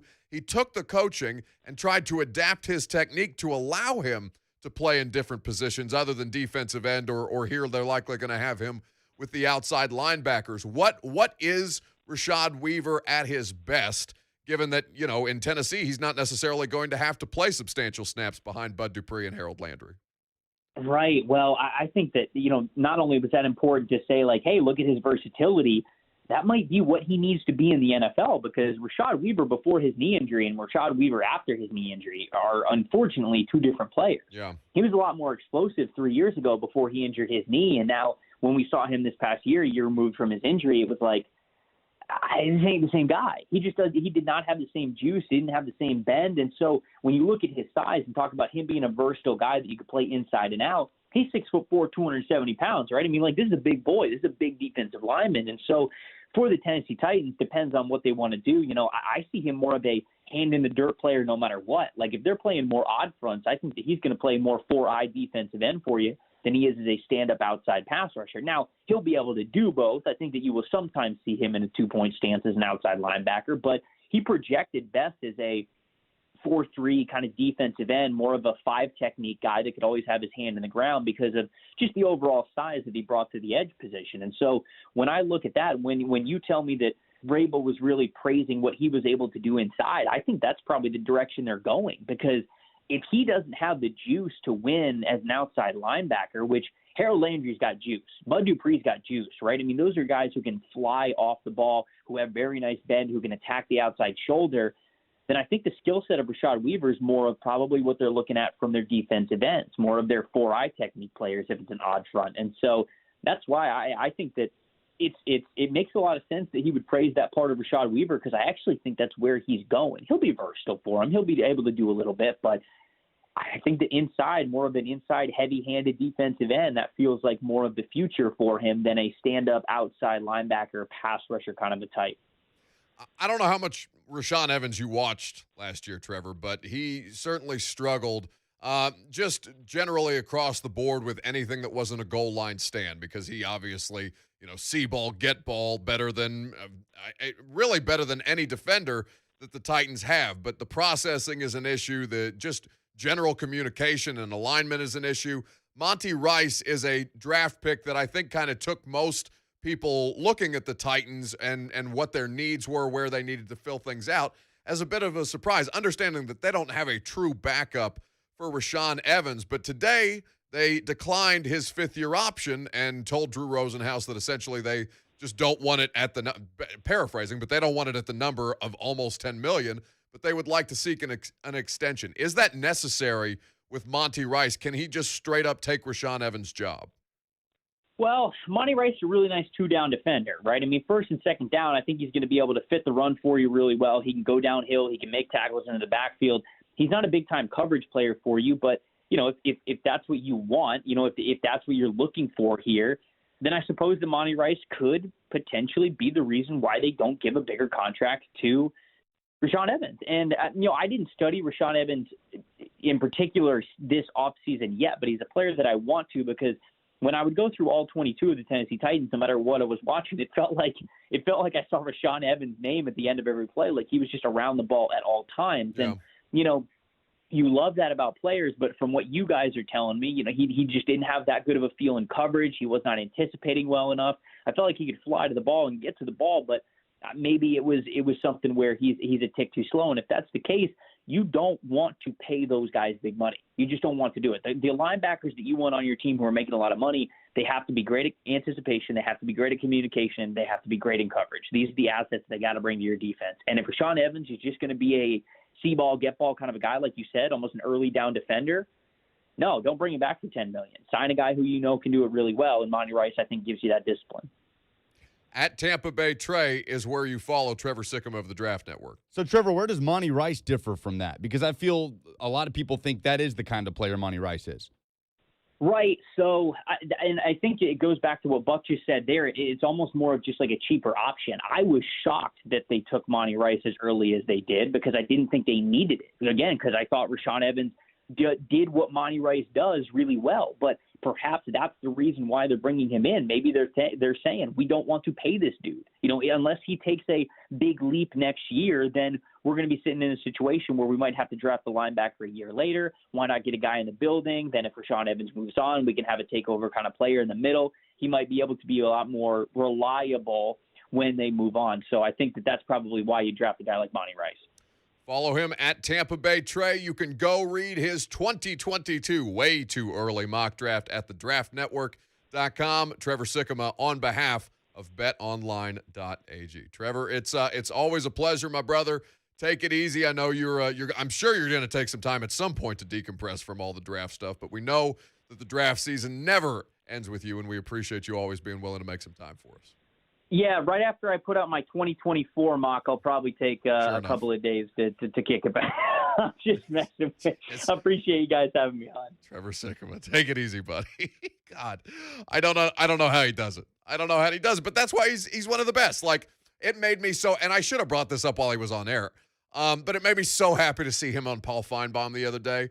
I get such a kick out of seeing my friends who I've, known and kind of we've all grown up together throughout the industry. I love seeing my friends have success, but this is the kind of thing that makes him an addict. Yes, looking forward to his 2027 mock draft with all the eighth graders he'll be scouting. I really meant to bring the Feinbaum thing up to him because that was a really cool moment. It's the Leo DiCaprio Once Upon a Time in Hollywood meme. You're drinking a beer, you're smoking a cigarette, and you're pointing at the TV. Hey, I know that guy. Trevor Sikkema. Always a good time. All right. We are going to come back and we will react. Some of you guys are not happy with Trevor, what he had to say with a rebuild, essentially, what this Tennessee Titans draft class meant to him. I want to know from you guys, who was your favorite selection by the Titans and who was your least favorite of the 8 players that the Tennessee Titans ended up picking up? Lucas and I will share ours with you coming up next. I'm Buck Reising. This is 104.5 The Zone. We're more invested in this upcoming Titans season than Bitcoin. Because, well, we really don't understand what Bitcoin even is. From the draft to the first game, it's wall-to-wall Titans coverage on your smart speaker. Hey, Alexa, play 104.5 The Zone. What's holding you back from solving your tax problems? If it's cost, know that the longer you wait, the more expensive it'll be. Hi, this is Lance Story with the Lance Story Law Firm in Nashville. Tax resolution doesn't have to be expensive, and waiting year after year to resolve your tax problems can be extremely costly. Interest and penalties on your tax bill won't stop until you take control. So take the first step now and hire a tax resolution attorney to help you. Call me, Lance Drury. I'll tell you in advance an affordable fee which includes costs and expenses that works for your business and family. Your first visit to the Lance Drury Law Firm is free and confidential, so you have nothing to lose. But the longer you wait, the more interest and penalties you'll pay. Call me today. Remember, if you have IRS issues, you have legal issues. You need an attorney. You need us, the Lance Drury Law Firm. Call me, Lance Drury, at 615-733-8168 or go to LanceDruryLaw.com. The choice of a lawyer is an important decision and should not be based solely upon advertisements. Some things are just true, like your local Geico agent could save you hundreds, and also you should never sneak up on a beekeeper. Hey, beekeeper! What the? Oh my gosh! Oh, my bees! Oh no, they're headed right for the balloon factory. Your local Geico agent could help you save 15% or more. It's just true. It's Ramon Foster. And guys, I got something special for you today, okay? If you've noticed a lack of energy, motivation, and drive, it could be low T or something else, like sleep apnea, or even low thyroid. Schedule a complete health assessment at Low T Center. Now they offer a monitor self-inject at-home testosterone treatment for $135 a month. Self-pay or covered by most health insurance. So if you've been feeling tired, grumpy, have weight gain, and loss of muscle, go to lowtcenter.com to book your appointment. Low T Center, reinventing men's healthcare.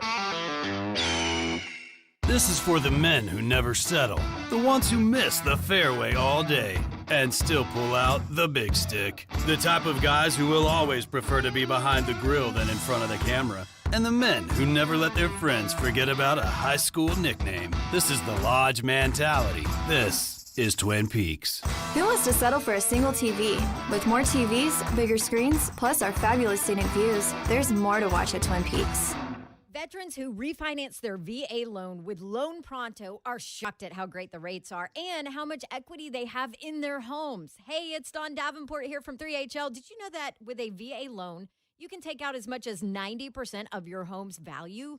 That means you can get $30,000, $40,000, $50,000 cash out of that. Use that money to pay off credit cards, consolidate other loans, or start that home improvement project you really want to do. Even if you refinanced last year, you can do it again, and you can take advantage of your home's rise in value. Or even if you don't need cash out, you should call Loan Pronto. You should ask about their VA Streamline loans that require no income documentation, no appraisal, and no cash due at closing. And yes, you can still get VA loans in the twos. Call Loan Pronto now at 615-499-5780. Visit them, loanpronto.com. Equal housing lender, NMLS 1661781. Subject to lender approval, not all loans eligible.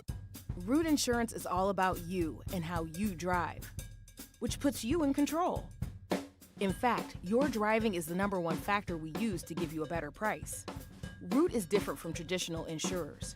By using the sensors in your smartphone, we can understand important details about how you actually drive. Just download the Root app, get on the road, and we'll take care of the rest. The app measures your driving behavior, like turning and braking, and gives you a custom rate based on driving, not your job or education like other insurers. In short, you have the power to control your own rates.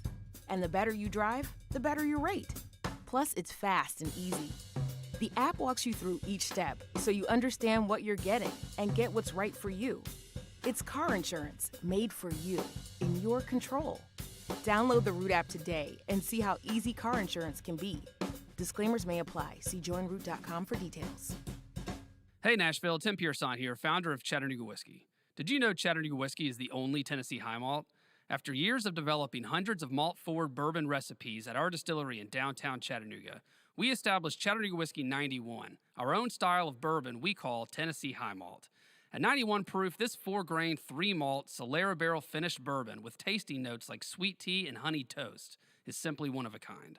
Drink Chattanooga Whiskey 91. Enjoy responsibly. Geico. 15 minutes could save you 15% or more on car insurance. Brought to you by All American Pest Control. Plan starting at just $39 a month. Visit yuckbugs.com. Verizon is announcing Verizon Small Business Days. Now through May 7th, meet with a business specialist for a complimentary tech assessment and get limited time wireless offers.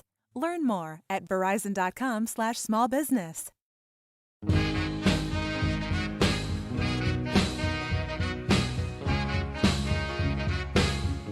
Actually reading an article about Sam Cooke. I don't know if you've seen. Have you seen this movie out on? I think it's HBO. I'm listening. It's One Night in Miami. It's Sam Cooke, Muhammad Ali, Malcolm X, and Jim Brown. I think I know what you're talking about. And like the night that they had like out, a star-studded cast, right? Yeah, I was just reading reviews. I was reading the New York Times over the weekend. And apparently all four of them, got together, just hashed out all of the world's problems, and then ate vanilla ice cream in a hotel room in Miami. Gonna go home and watch that. I might. 615-737-1045 is how you jump in on the conversation. 615-737-1045. So Lucas and I think we're going to end up having the same pick, but a little bit of what Trevor Sikkema had to say may dissuade my selection just slightly. Nothing crazy. So we'll give those to you here in a second. And if you want to jump in on the conversation, tell us who. Oh, Mikey Dreamer on Twitch says it's on Amazon Prime, One Night in Miami. Okay. Well, I have that too. I think I have every damn streaming service that I'm paying for under the sun. So hopefully one of the 17 that I'm paying for has One Night in Miami on it. But Lucas and I, we will give our selections here in a second, and if you want to, you can as well. 615-737-1045. Your favorite pick that the Titans made in the last 3 days or over the 3 days of the draft, and your least favorite pick if you would like to assign that. So, what, Lucas, do you want to go first? You want to take calls? You want me to go? How do you want to do this? Or you want to go to Twitter? Because we have it on Twitter, too. It's up to you. Let's see what people say on Twitter. Let's do ours last. Okay. So, let us peruse through what the people have voted on. At Buck Reising is where we do the polls, either open-ended or otherwise. If you would like to interact with the show there, we have some funny ones that we will spend some time on later on. Let us start with Houston Menser. Says if you have followed Rashad Weaver over the weekend on Twitter, you have fallen in love with him as a Titan for sure. So I have seen him, campaigning essentially I guess campaigning is the wrong word, but just generally showing his excitement to have been drafted by the Titans. So that's been something enjoyable for the fan base. Sean says his favorite is Elijah Molden, unbelievable get. At 100, one of the biggest steals of the draft. His least favorite is Dez Fitzpatrick. I hated that trade, man. I feel like we got fleeced, and we probably didn't even have to go up that far. Maybe he'll be a great pick, but is absolutely a reach and bad pick, in my opinion. Ricky Merritt says Andre Woolfolk for both. For those of you who remember Andre Woolfolk, who is maybe, I don't know if it's probably Isaiah Wilson by now, but Andre was largely regarded before Isaiah as the biggest Titans draft bust in the franchise's, or at least in the Titans era, in the franchise's history. Favorite is probably Molden for Ben P. on Twitter, though almost all of our picks in some fashion. Least favorite is Racy McMath. No, you have to like Racy just because of the name. That or Brady Breeze. JC Blogsport says Monty Rice is his favorite. Could be revolutionary for the defense and sounds like he's got the right attitude to succeed in the league. Brady Breeze, his least favorite. I bet he's not a Rashaan Evans fan. Gary Todd writes in, what does Sam Cooke have to do with Sam and Dave? Sam Moore was in Sam and Dave. Oh, I blew that one then. 615-737-1045. Al in New Jersey has a favorite pick. What's up, Al? Hey, good morning. I like that inside linebacker pick because I believe Rashaan Evans, he really could be a dog. But this is my big thing. I think nobody's talking about it. Jim Haslett takes over as the inside linebacker coach, and the whole linebacker crew went down. We lost that other coach to the Colts, and I think the guys responded to him real good. But Jim Haslett, man, as a former head coach and now as an inside linebacker coach, I saw the whole linebacker crew just fall because of him. They started off weak. They started off like inconsistent, out of place. There's got to be some blame put on him as well. No, I think that's reasonable. 615-737-1045. So it's my understanding that Haslett really doesn't like messing with rookies. So this is an interesting selection. Like his preference would be to have vets in the room to basically, it makes your job a lot easier if you have veteran players who have spent some time in the league and who understand, different offenses that they'll be facing and how to basically communicate across the defense, given that that's largely tasked to the inside linebackers. And really, the last person, I don't think he got an opportunity to even wear it. Rashaan Evans was not an option for the Titans' green dot wearer after Jayon Brown went down. They went to Will Compton. That lasted all of a series. And then Will Compton got benched, and they gave it to David Long. Kevin Byard at points was wearing the green dot, the coach-to-player communication device that they wear in their helmets. Only one player is allowed to do so on offense or on defense. But yeah, I mean, if you're out on Rashaan Evans, if you're prepared to move on from him, or if you're just hedging your bets, I think that's a selection that makes a lot of sense. 615-737-1045. Your favorite or least favorite? Lucas and I will tell you who ours is here in just a second. And you'll hear from Mike Vrabel on Lucas's selection, certainly. But we'll continue to take your calls in the meantime. 615-737-1045. Alex is in Nashville. He has a pick. What's up, Alex? I think by far it's Rashaan Molden. This guy, people aren't talking about his versatility. That guy can line up everywhere in the secondary, primarily slot. He can play free safety in single high sets. So you're talking, hold up, Alex. You're talking about Elijah Molden, right? Yes, sir. Elijah Molden. Sorry. Okay. No, he can play in a variety of spots. He has NFL pedigree. His learning curve is going to be slim. He knows what to expect. That guy is going to be an instant impact on this defense. J-Rob has done a phenomenal job flipping our overpaid disastrous secondary into a very chippy, talented secondary in one offseason. Appreciate the call, Alex. 615-737-1045. And I mean, listen, a lot of that is the pass rush is going to be better. Like the secondary is going to look a lot better in theory because the pass rush got better. But in terms of value, probably the Titans' best pick of the draft. That is what everybody seems to think. Kind of been consensus. the consensus, yeah. Yeah, and his dad was the 11th overall selection in the 1996 NFL draft, so he understands how to navigate the league. I asked him about that. He said his dad's been basically just instrumental to this entire process, understanding, COVID was not a thing when his dad got drafted, but he went on to have a very, very productive career as a professional football player, and now his son will have the opportunity to do the same. So, I mean, we talked about, potentially 6 new starters on defense. You factor in Molden. I don't know who he bumps, but at least you have competent depth. At least you're having maybe, and he plays nickel corner. He can play safety. Like you have again, versatility that allows your defense to be able to do multiple things with multiple looks and utilizing multiple personnel. You pretty directly addressed outside corner and slot corner with those 2 picks. No position group got better than cornerback over the weekend. RJ writes in, RJ from Phoenix says, my favorite rookie pick wasn't drafted. He's the undrafted free agent kicker. He's going to have the most impact the fastest, and he's pretty good. Well, he's going to have to unseat Tucker McCann, but before we shake things up, we have breaking news. Yeah, before the break, former Pitt football star Rashad Weaver has been charged with simple assault, courtesy of KDKA, CBS Pittsburgh. Holy hell. All right. We'll react to that on the other side. Weigh in if you want to. I'm Buck Reising. This is 104.5 The Zone. Opinionated, honest, and real. The 3HL with Brent Doherty, Don Davenport, and Ron Slay. This afternoon starting at 3 on 104.5 The Zone.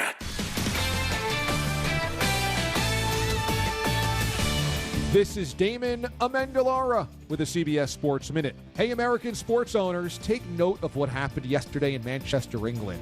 I know every other owner in the Premier League did because the fans are flexing their anger. Man U fans had already hated the Glazer family, the same group that owns the Buccaneers. And now they really, really hate the Glazers after the attempted Super League breakaway. So fans took to the streets outside the stadium, blocked the road for the team buses, broke into the stadium, paraded through the tunnels, and onto the field, causing the match against Liverpool to be postponed.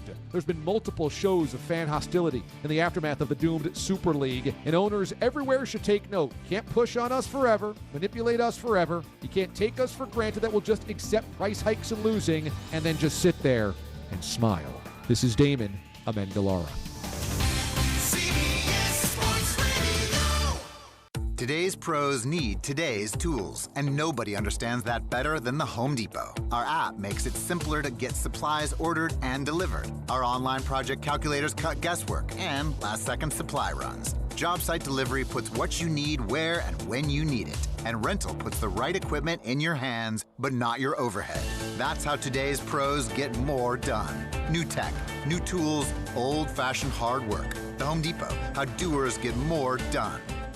Do you hear My Computer Career ads and think, I don't know anything about computers? Well, you don't have to. Before starting, many graduates could turn a computer on and off. And that's it. Now they're IT pros. You could do it too. Go to mycomputercareer.edu and take the free career evaluation. You could start your new life in as little as 4 months. Grants covering up to 53% of the cost are available to those who qualify. It's not rocket science. It's My Computer Career. TwinSpire Sportsbook is live in Tennessee, and they're coming out of the starting gates with their best offer yet for new players. With 1 week of risk-free bets up to $1,000. TwinSpires is backed by the same team as the Kentucky Derby, bringing over 140 years of excitement and wagering experience. Just download the TwinSpires app using promo code FREE1000 to get started. Void prohibited. For terms and conditions, visit TwinSpires.com. Must be 21 and up and physically present in Tennessee to bet. See full terms and conditions at TwinSpires.com. For help with a gambling problem, call or text the Tennessee Red Line, 1-800-889-9789.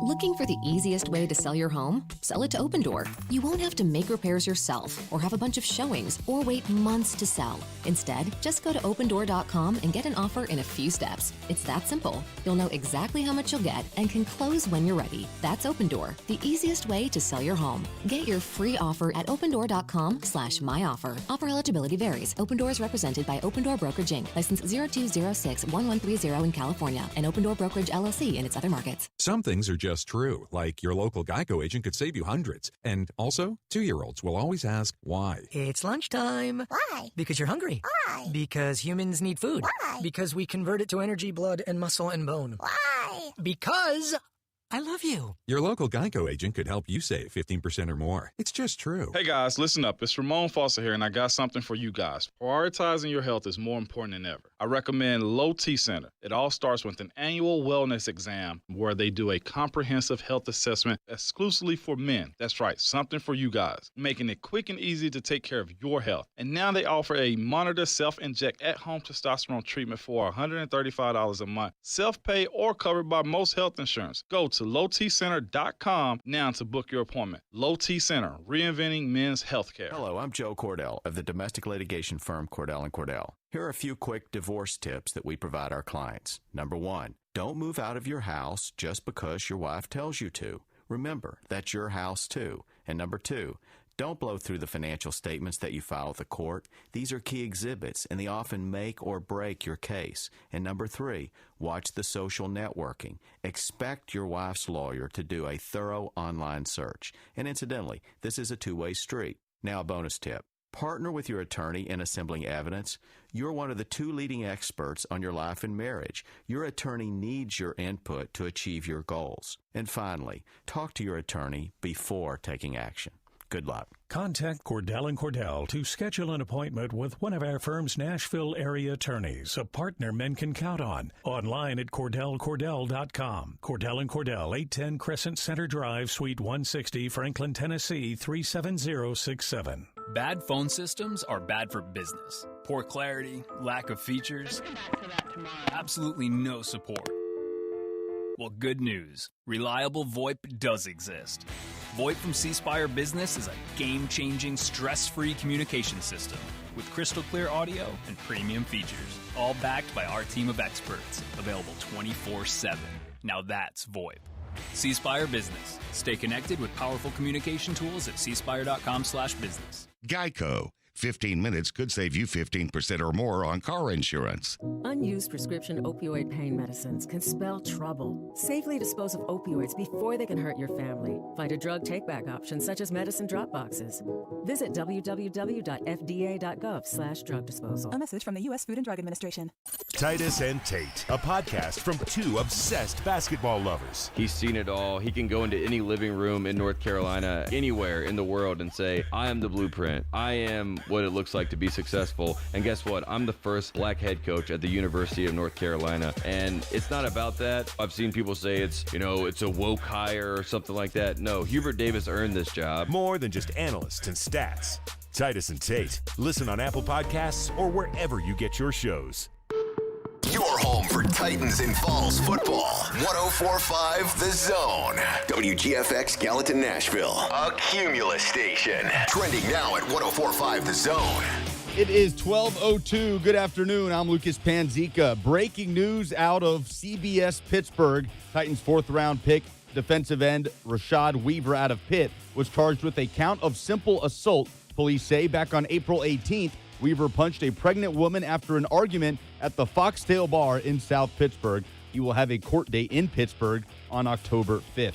The Titans will not be exercising linebacker Rashaan Evans' 5th-year option, according to a report by Adam Schefter via Evans' agent Drew Rosenhaus. Rosenhaus says they hope to extend Evans before his contract expires in 2022.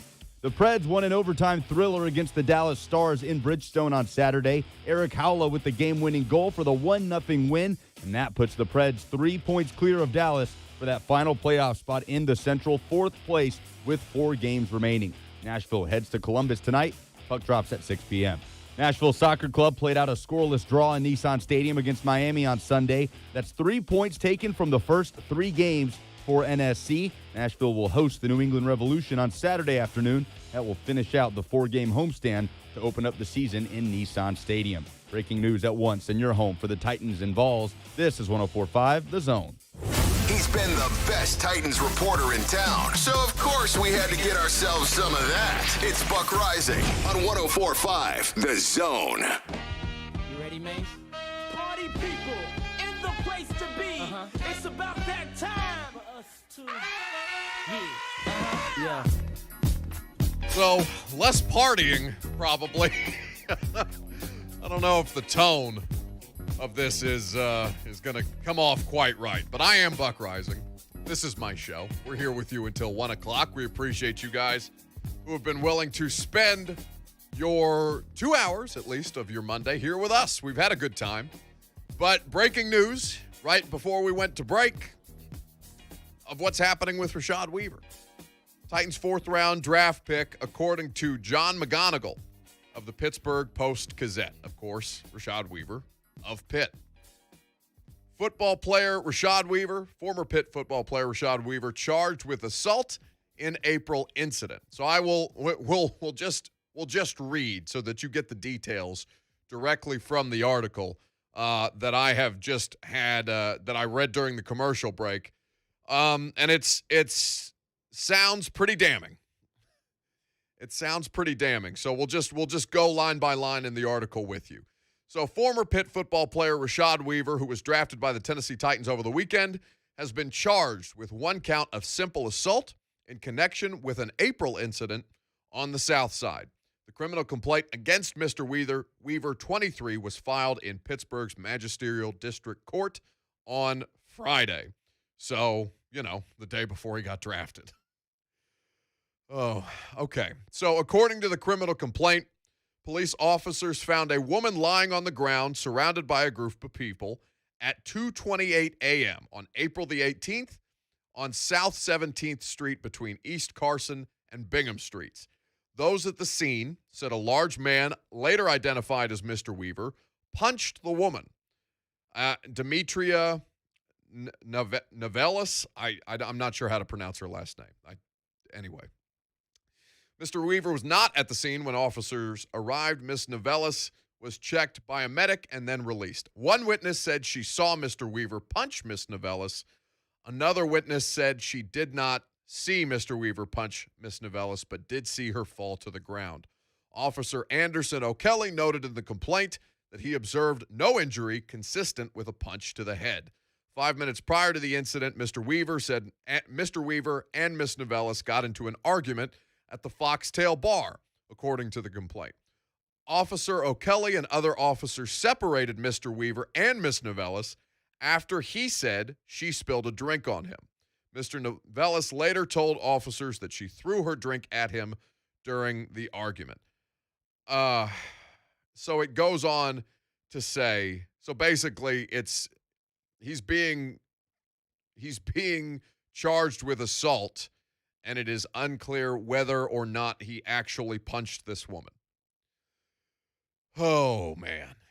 Right as we were about to do our favorite pick segment. And yours and mine was going to be Weaver. Yes. So. I was so ready to talk about his production after coming off the ACL tear. The question is, did they know? Did the Titans know? Now, I have texted the Titans for a statement on the subject while we were in commercial break. So as soon as I get some kind of, if we get anything over the course of the hour, I'll be sure to update you if they don't just, email a statement to all of us, as is, I don't want to call it the custom, but typically that's how those things get distributed. So we'll see whether or not that is something that they care to address, given that this report literally just came out, 5 minutes ago. So Rashaan Weaver is being accused of punching a woman. Now, in this article that I'm reading on the Post-Gazette, it does not indicate that the woman that he punched was pregnant, but that is also being circulated. Lucas, if you could find a report that, the report that is alleging that, because it's horrible whether he hit a woman and she was pregnant or not. But it also does bring up an interesting question about why were they at a bar if she was pregnant. Not to victim shame, but pregnant woman drinking at a bar. There are some questions that need to be. You mean the police report? Sussed out. Yeah. What I'm saying is in what I'm reading on the Pittsburgh Post-Gazette, it does not say that she was pregnant, but I am seeing people tweet out that Rashad Weaver is being charged with assaulting a pregnant woman. The report from KDKA, which is CBS Pittsburgh Channel 2, says police say, this is a direct quote from the report, police say back on April 18th, Weaver punched a pregnant woman after an argument at the Foxtail Bar on the South Side.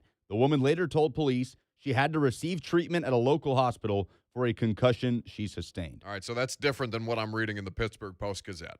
So as the details come out, we will continue to update you. But this was the fear with the Titans and their pre-draft process. Now, just because he's charged doesn't mean he has been found guilty. Yeah, it's all alleged. All alleged at this point, but it is still concerning because I don't want to say they had to have known, but if they didn't, how the hell? He has been charged, and there is a court date, October 5th. So it's a little different than an allegation. How do you let this thing get through the cracks? How?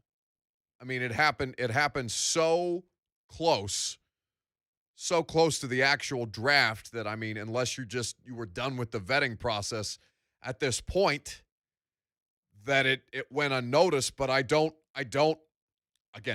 know what their vetting process is. I don't know how much they do follow-ups or how often they follow up with the status of the draft picks once they have completed their evaluation of them, once they feel that they have done the requisite background checks that whatever they do. I don't know their process. But it does bring up questions as to, again, did they let something like this? And as Isaiah Wilson's situation is not parallel, it is not comparable. Isaiah Wilson was not accused of hitting a woman. Michael Jones says, why is this BS just now coming out on Facebook Live? I don't know, okay? I'm looking at it like the Deshaun Watson situation. I am not equipped to talk about this from a legal standpoint. I am simply giving you the details that are being reported in the Pittsburgh Post-Gazette. But it's problematic that it would be circulating around this guy and that unless they knew and feel comfortable in his legal standing, because people have been drafted into the NFL with similar situations and teams are willing to take a chance on the talent and hope that the person is correctable, or at least they can hide him. But that's the first question the Titans will have to answer. Did you know in the vetting process? And if not, why, man? The excuse can't be, well, we were done with our evaluation process at the time that this occurred. It can't happen, especially after the way that last year in the first round blew up in your face. It can't go down like that. I mean, either way, you feel like it's a lose-lose in terms of the optics of it. Either you knew and you drafted him, or you didn't know and it slipped through your vetting process. What Matt Moon says is simple assault, nothing but 48 hours in probation, nothing major case-wise. Story sounds bad, though, at Buck Reising. That's from Matt Moon on Twitter. I don't know. I don't know how those things are discerned. I don't know whether that is accurate. I'm just reading what's being tweeted. It's a different conversation if it's alleging a simple bar fight, right? But alleging punching a pregnant woman who suffered a concussion puts it in a different stratosphere. So the timeline is this. April 18th is when this occurred. April 22nd, the woman that he is charged with assaulting goes to the hospital and diagnosed with concussion, so several days after the fact. April 25th, the officer calls to check in on the woman. May 1st, Weaver drafted by the Tennessee Titans. That's the timeline. So there's a fair amount of time in between there, and I've never had a concussion before, so I don't know how long it can take to identify the symptoms, but apparently she went to the hospital after experiencing concussion-like symptoms and was diagnosed with a concussion after the fact. One person is accusing him of hitting her, accusing Rashad Weaver of hitting this woman. Another is saying they did not see him hit this woman, but that she was collapsed on the ground after the fact. It's so disappointing that it's even a story, given all of the things that you just spent so much time going through. All of the things that we've spent so much time talking about, all of the things, whether you're trying to identify where the flaws were in their process the last time around. But this can't be, it's a long enough time period, it's almost a month, that you had to be able to figure this out. Moose says, it seems like the woman was being violent. I'm not here to do that, okay? This is like Deshaun Watson. Like, I'm not interested in, it seems like the woman was doing this. It seems like Rashad Weaver was doing that. No, we are not going to speculate in this case. The allegations and now the charge is too serious. What Kamal says is where there's smoke, there's usually fire. We don't know. But at this point, it is deeply disturbing, not just for Rashad Weaver himself and what kind of person might be capable of doing this, but about the organization that drafted him. Because that's the thing that we were all worried about, or that, we were largely quelling concerns about, given what we do not know about the Titans' evaluation process. We're going to talk to Jayson Swain on the other side about the Vols stuff, but we'll continue to monitor this situation. It's an unfavorable position for Swain to have to drop in on, but we are going to pivot here, and as new details come out, we will update you as they become available to us. Jayson Swain up next. I'm Buck Reising. This is 104.5 The Zone. From the NFL Draft to the Titans' first game and everything in between, we got you, Titans fan. Download the 104.5 The Zone app. Take us everywhere you go, because our season never ends. 104.5 The Zone.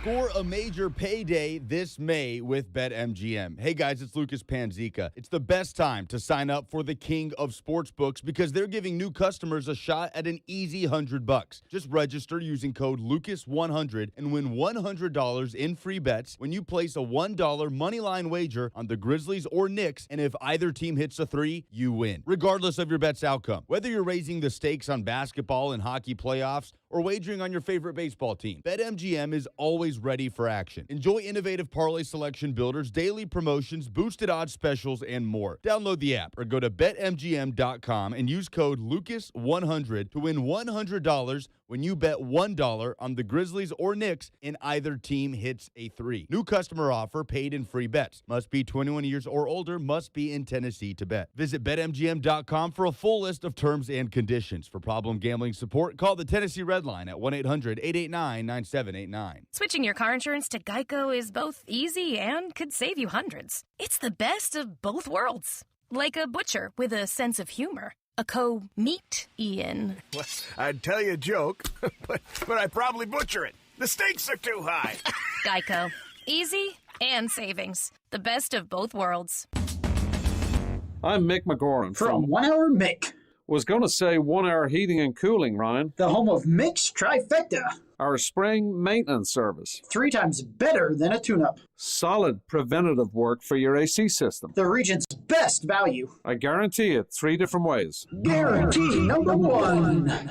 You'll save the cost on lower utility bills. Guarantee number 2. Your system won't break down for 6 months. Final guarantee. If you're not 100% delighted, I won't charge nothing. 1hourmick.com. Always on time, or you don't pay a dime. 1hourmick.com. Ryan, how do you get your voice to sound like that? Oh, yes. Got it online. Give it a try. Hello? Hello? Takes a bit of practice. Lots of mixed trifectas to do today. Think I'll get back to work. We're getting back to work. Independently owned and operated. Need some cash for that home improvement project or ready to wipe out all that credit card debt? Don Davenport here, and Loan Pronto is where you need to go to make it happen. With their zero-cost refi program, you can refinance your mortgage now and get cash out of your home's equity. People are doing this and getting checks for $20,000, $30,000, $40,000. Now that's a stimulus check. Rates are still super low, and Loan Pronto's all-digital platform makes it easy. They can cover your closing costs. Your home's value is up. That gives you access to lots of cash. Don't put this off. Refi now with Loan Pronto and be credit card debt-free for the summer. You can even skip your next couple of house payments. Get cash out now to fix up that home office or remodel your kitchen. Maybe build a pool. Call now. Ask about Loan Pronto zero-cost cash out refi at 615-499-5780 or loanpronto.com. Equal housing lender, NMLS 1661781. Subject to lender approval. Not available on all loans. Hi, this is Lance Drury with the Lance Drury Law Firm here in Nashville. I've been warning our clients that IRS employees are back at work since mid-July, and their collection efforts have ramped up. Well, sure enough, it looks like it's happening. So if you have unfiled tax returns, wage levies, bank levies, or tax liens, now's the time to call the Lance Drury Law Firm before the IRS calls you. Tax resolution plans are based off your current income. So if your current income is less than normal due to the COVID-19 pandemic, this is precisely the time for the Lance Drury Law Firm to help you. Your consultation is free, so don't put it off. The Lance Drury Law Firm focuses solely on tax resolution law. It's all we do. And if you have IRS problems, you have legal problems. Let us use our tax law resolution experience to guide you and work on your custom resolution plan. Call now. It's free and confidential. Call me, Lance Drury, at 615-733-8168 or go to LanceDruryLaw.com. The choice of a lawyer is an important decision and should not be based solely upon advertisements. Twin Spire Sportsbook is live in Tennessee, and they're coming out of the starting gates with their best offer yet for new players.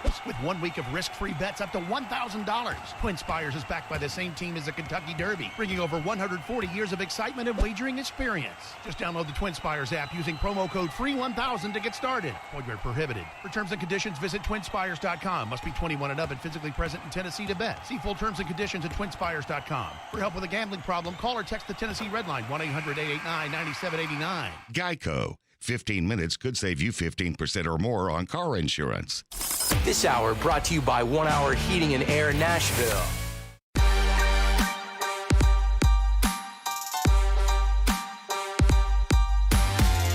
Buck Reising here with you till 1 o'clock. 104.5 The Zone. We'll continue to keep you updated on the latest with Titans draft pick, Rashad Weaver, charged with simple assault in connection with an April incident, potentially hitting a woman on the south side of Pittsburgh. So it's a terrible way to welcome in our next guest, but it is breaking news in the middle of the radio show, and I hate to pivot so drastically, but Jayson Swain is here. So we're going to talk about the Vols. We're going to talk about the Vols that went in the NFL draft over the course of the weekend. Swain, man, it's a pleasure to catch up. I appreciate you coming on the show. Thank you. Enjoying you. At Swain Event is where you can follow him. Of course, the host of the Swain Event. Weekdays locally, 6 to 9 a.m. Go download the Swain Event app. It is free for you right now in your Apple or Droid app store. Okay, Swain, so what was more surprising to you? Josh Palmer going in the 3rd or Trey Smith falling to the 6th? Probably Josh Palmer going in the 3rd. I think there was always concerns with Trey Smith's medical. A couple of years ago, Trey really only played games and didn't really practice a lot during the week. And Tennessee was really trying to protect them. And just with my history, I just know that the NFL you got to be able to practice each and every day. And if you can't practice at the college level, how are you going to practice at the pro level if you have a medical concern? So I knew that could be a possibility. Josh Palmer has always had the upside. He's always had the speed, coachable, the size, and I knew that just because he didn't have a ton of stats doesn't mean that he couldn't be a guy that was drafted in that position. So I hate to see it from Trey, but I wasn't all that surprised. With Palmer, what is it that NFL talent evaluators were able to see in him that last year's Tennessee coaching staff could not? Given that it's not all important to be be able to box score scout this guy and say, oh, look, the numbers are there. Clearly the production's there. But there was clearly a disconnect between how he was used in Tennessee and what NFL talent evaluators think that he's capable of doing based off, his performance at the Senior Bowl, interactions that they've had with him, the tape that he has as well. Where do you think the disconnect was there? Well, as far as Tennessee, playing wide receiver, just the one position that's dependent on everybody else doing their job. Yeah. And so, Josh had flashes here and there when he had opportunity, but the quarterback situation was such a problem that it really hurt Palmer's ability to get the football. Then also, you didn't really have anybody on the other side that was, making it really easy for Josh Palmer to get those one-on-one matchups. So when you just have really one receiver that you have to worry about, it makes it a lot easier for the defense to key in on him and put a safety over the top and make sure that he doesn't, beat you deep or beat you. You force other guys to step up and make plays. So, it's really hard for a receiver to be the offense when everybody else is not stepping up. But as far as Palmer and what they see a guy that's he moved from Canada down to Florida a couple of years ago, and he's still learning how to play the position. He gets to Tennessee, Coach Zach Kazani brings him in. He's like the third or fourth guy in his high school at receiver. He's overshadowed, but he comes here. He's still learning the position. He's still young when it comes to his football life because he started playing a little bit late. But he's a project. He's still learning how to play. But he's fast, he's big, he's coachable, he has good attitude, he's durable. A couple of years ago when Marquez Callaway and Juwan Jennings were all in that same room, I feel like Palmer had the best upside out of everyone there. Just because he can do a lot of things well, Jennings and Callaway did one or two things great, jump balls, things like that, but I feel like Palmer did more things well. So they saw, I think, kind of what I saw there. They see the potential of him improving. He has a high ceiling. Vols great Jayson Swain, host of the Swain event, is here with us on 104.5 The Zone. So the Trey Smith situation, it seemed, the tape is there of that of a, whether he's a first rounder, second rounder, whatever you want to assign to him. He ultimately, because of the medicals, didn't end up going to the sixth.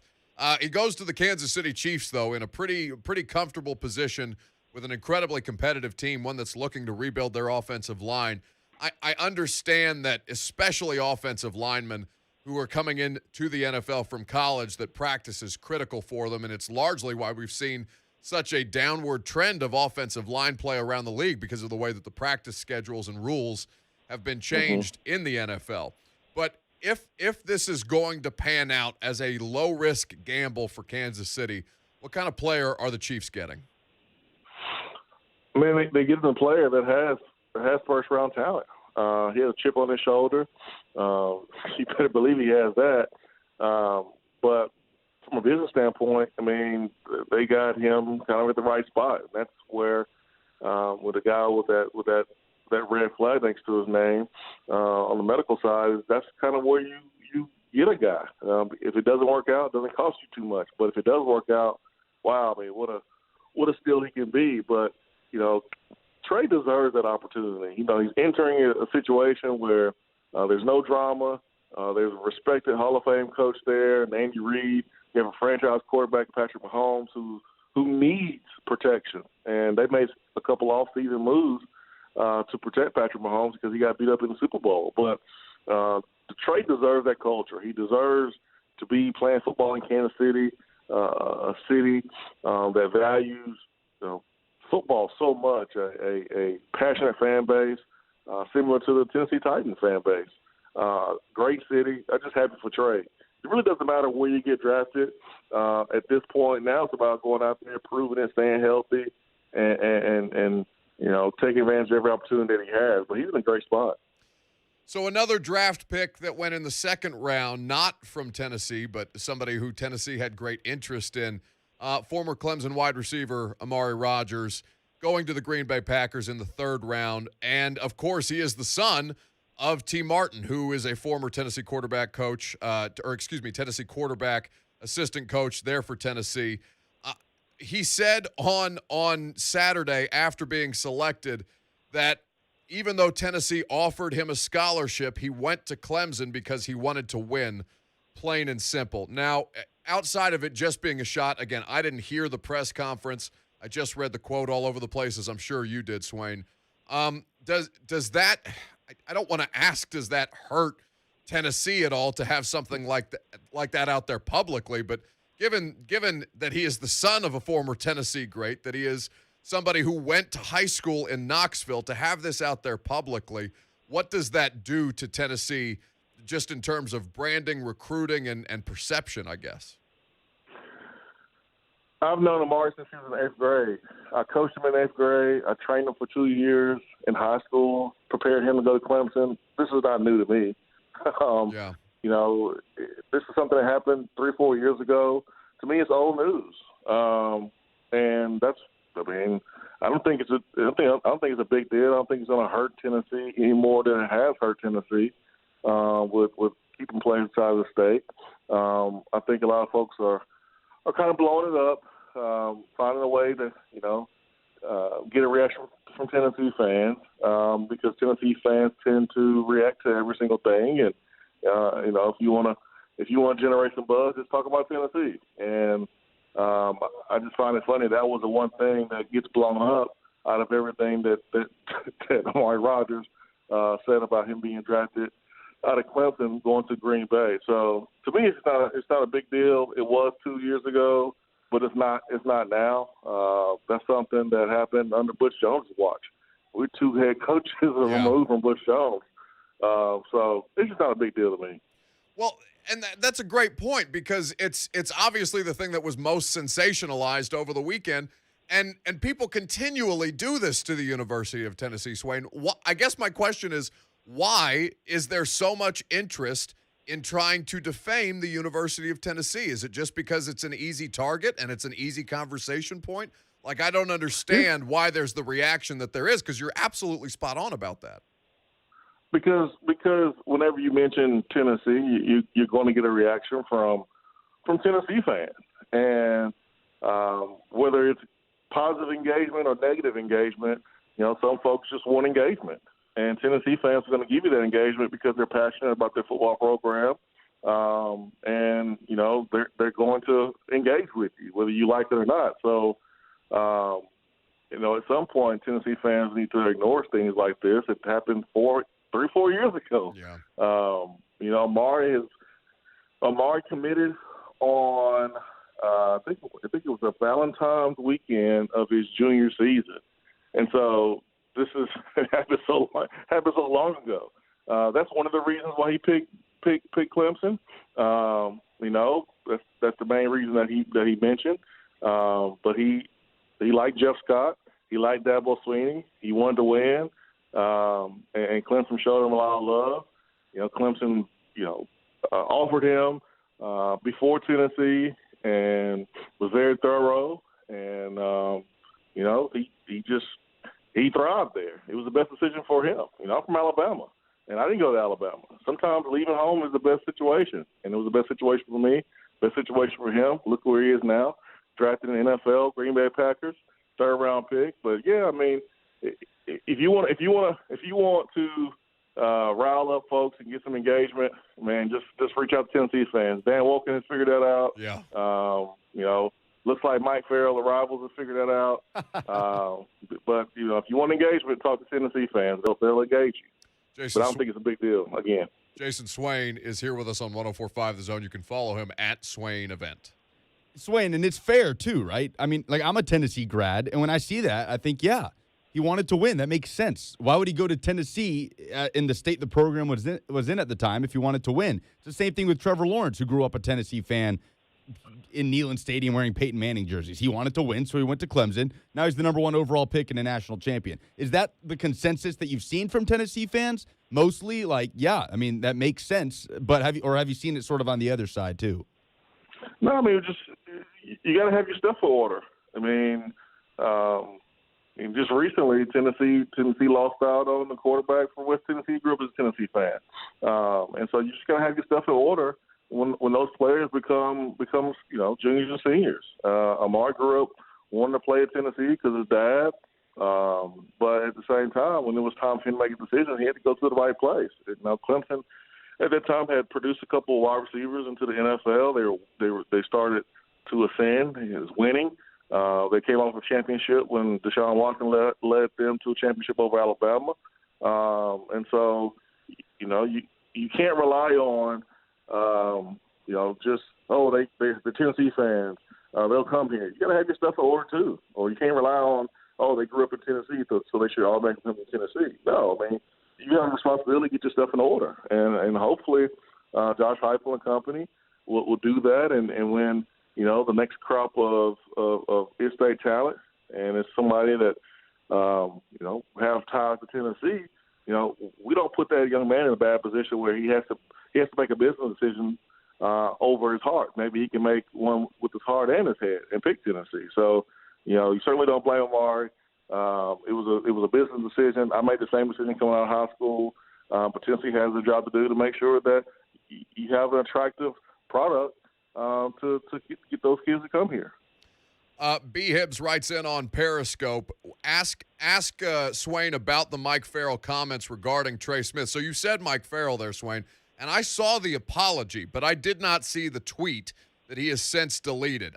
For those in the audience who may have missed it, and maybe you don't feel it's worth discussion, but I'm legitimately curious about what Mike Farrell did to stir people up, and I guess say some pretty unprofessional things about Trey Smith, who has been nothing but professional and just an incredibly decent human being throughout the course of his college career, and I'm sure into his professional career as well.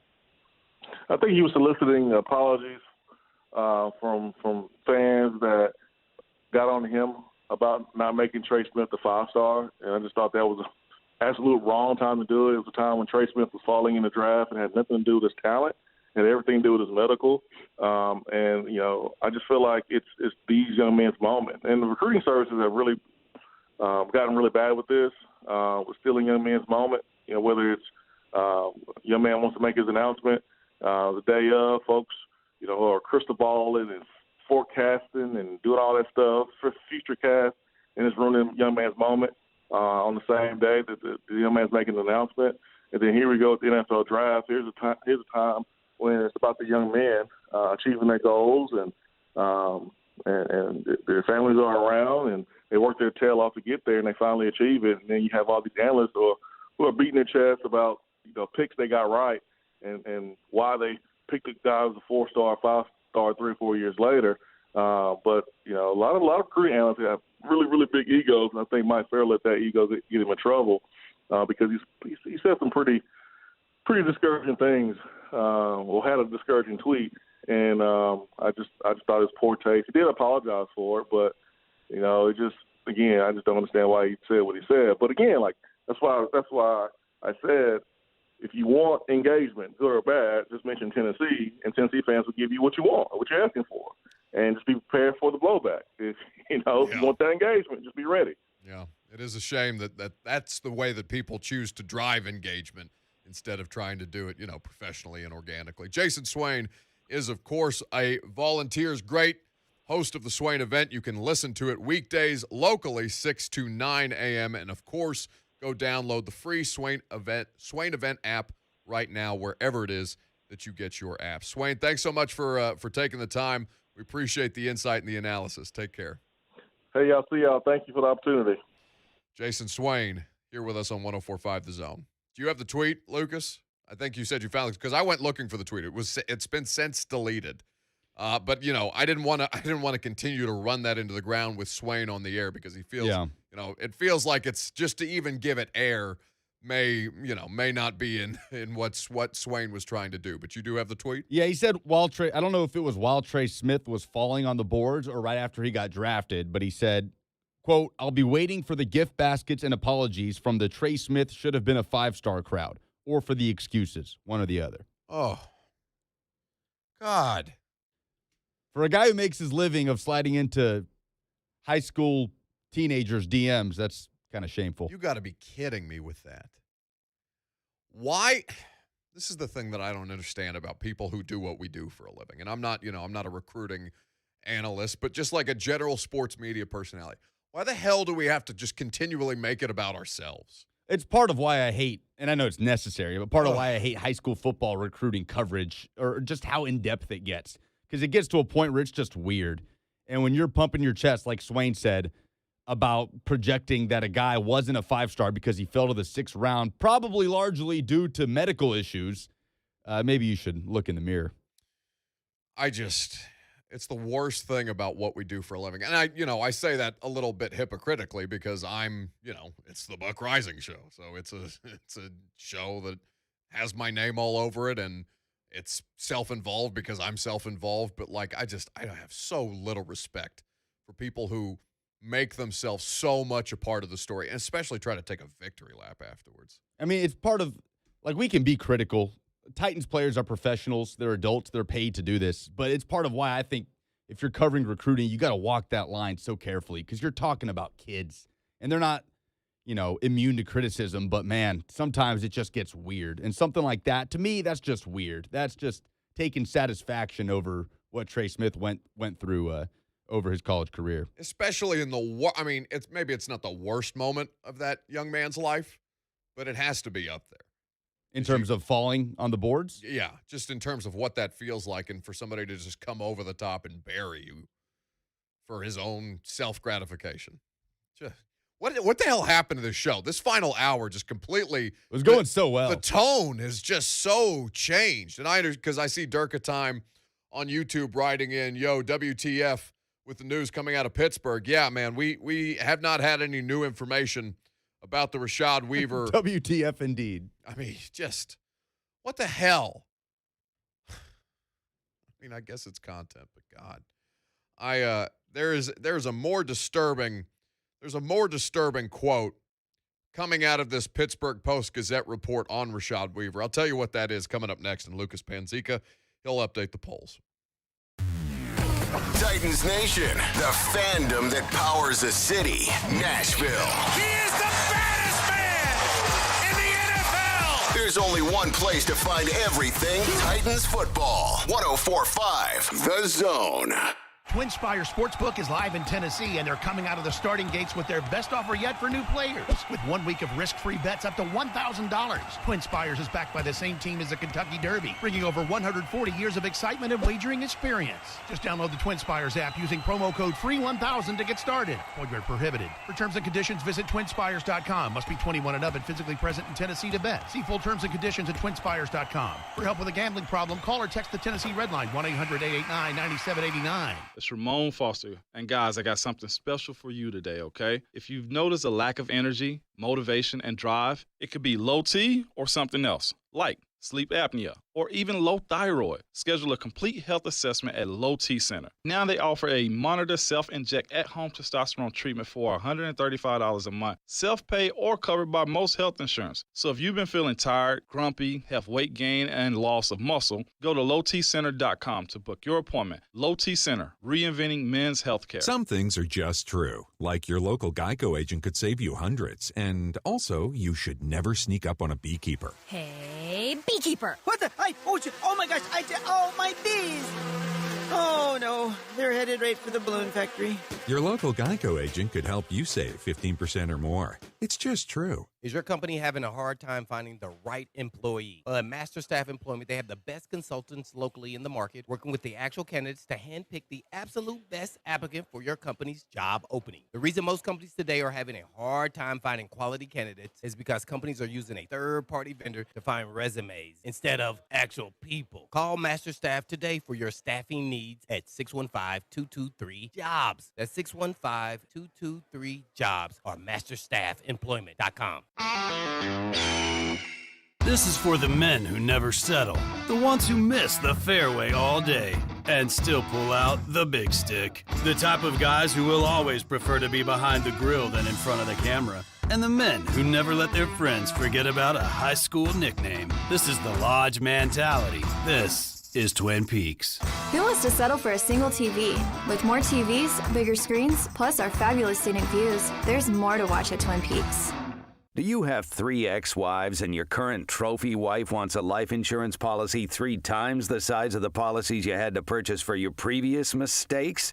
If so, you need to call Big Lou at Term Provider, 800-333-1750. Big Lou is intimately familiar with your problems, and if you're 50 or 60 years old and in reasonably good health, a $1 million policy should only cost about $100 to $200 per month. Big Lou may have a solution for your previous policies as well. You may even save enough money to lighten the load on your new $1 million policy. Remember, call Big Lou. He's like you, except he's only on number 2. Call Term Provider at 800-333-1750. That's 800-333-1750. For $1 million in term life insurance that you can live with. Call Big Lou at 800-333-1750. 800-333-1750. Hi guys, it's Andrew. Are you struggling with ED? Well, I have great news. Hillside Medical Clinic uses the most advanced form of acoustic wave therapy, clinically shown to open up and regrow blood vessels. We're finally treating the root cause problem of ED. No pills, no injections, and no surgery. Even Cambridge tested our technology and showed that it is highly effective. If you're struggling with ED and sick of the pills, call us right now for an unprecedented offer. We'll give you the initial medical assessment, exam, even the blood flow ultrasound, totally free. We'll also include a special gift proven to produce instant results in the bedroom. This is a $500 value, but it's totally free to those that call us in the next 2 minutes. Put a stop to your ED and get the intimacy back. Call Hillside Medical Clinic right now to qualify for this offer. 615-576-5000. That's 615-576-5000. Hillside Medical Clinic. 615-576-5000. Bad internet is bad for business. We've all been there. Lagging video chats, slow downloads. Oh, come on. It's just not a good look. Instead, call C Spire Business. Our local experts deliver gigabit speeds backed by thousands of miles of fiber for the fastest, most reliable internet around. Period. No excuses, no apologies. Just fiber-fast internet that works. C Spire Business. See how our fiber solutions can help power your success at cspirebusiness.com. Geico. 15 minutes could save you 15% or more on car insurance. Brought to you by All American Pest Control. Plan starting at just $39 a month. Visit yuckbugs.com.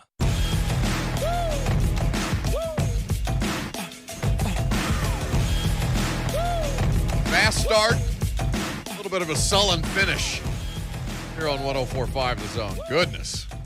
Between, the disgusting habits of people in the recruiting industry, what's happening with Rashad Weaver. It is the show has taken a turn. I was not anticipating about this. If you've missed the latest reporting on Rashad Weaver, the Pittsburgh Post-Gazette has put out a report on the former Pitt football player, now turned Tennessee Titans draft pick, charged with 1 count of simple assault in connection with an April incident on the south side of Pittsburgh. According to the criminal complaint, as we read earlier, police officers found a woman lying on the ground surrounded by a group of people at 2:28 a.m.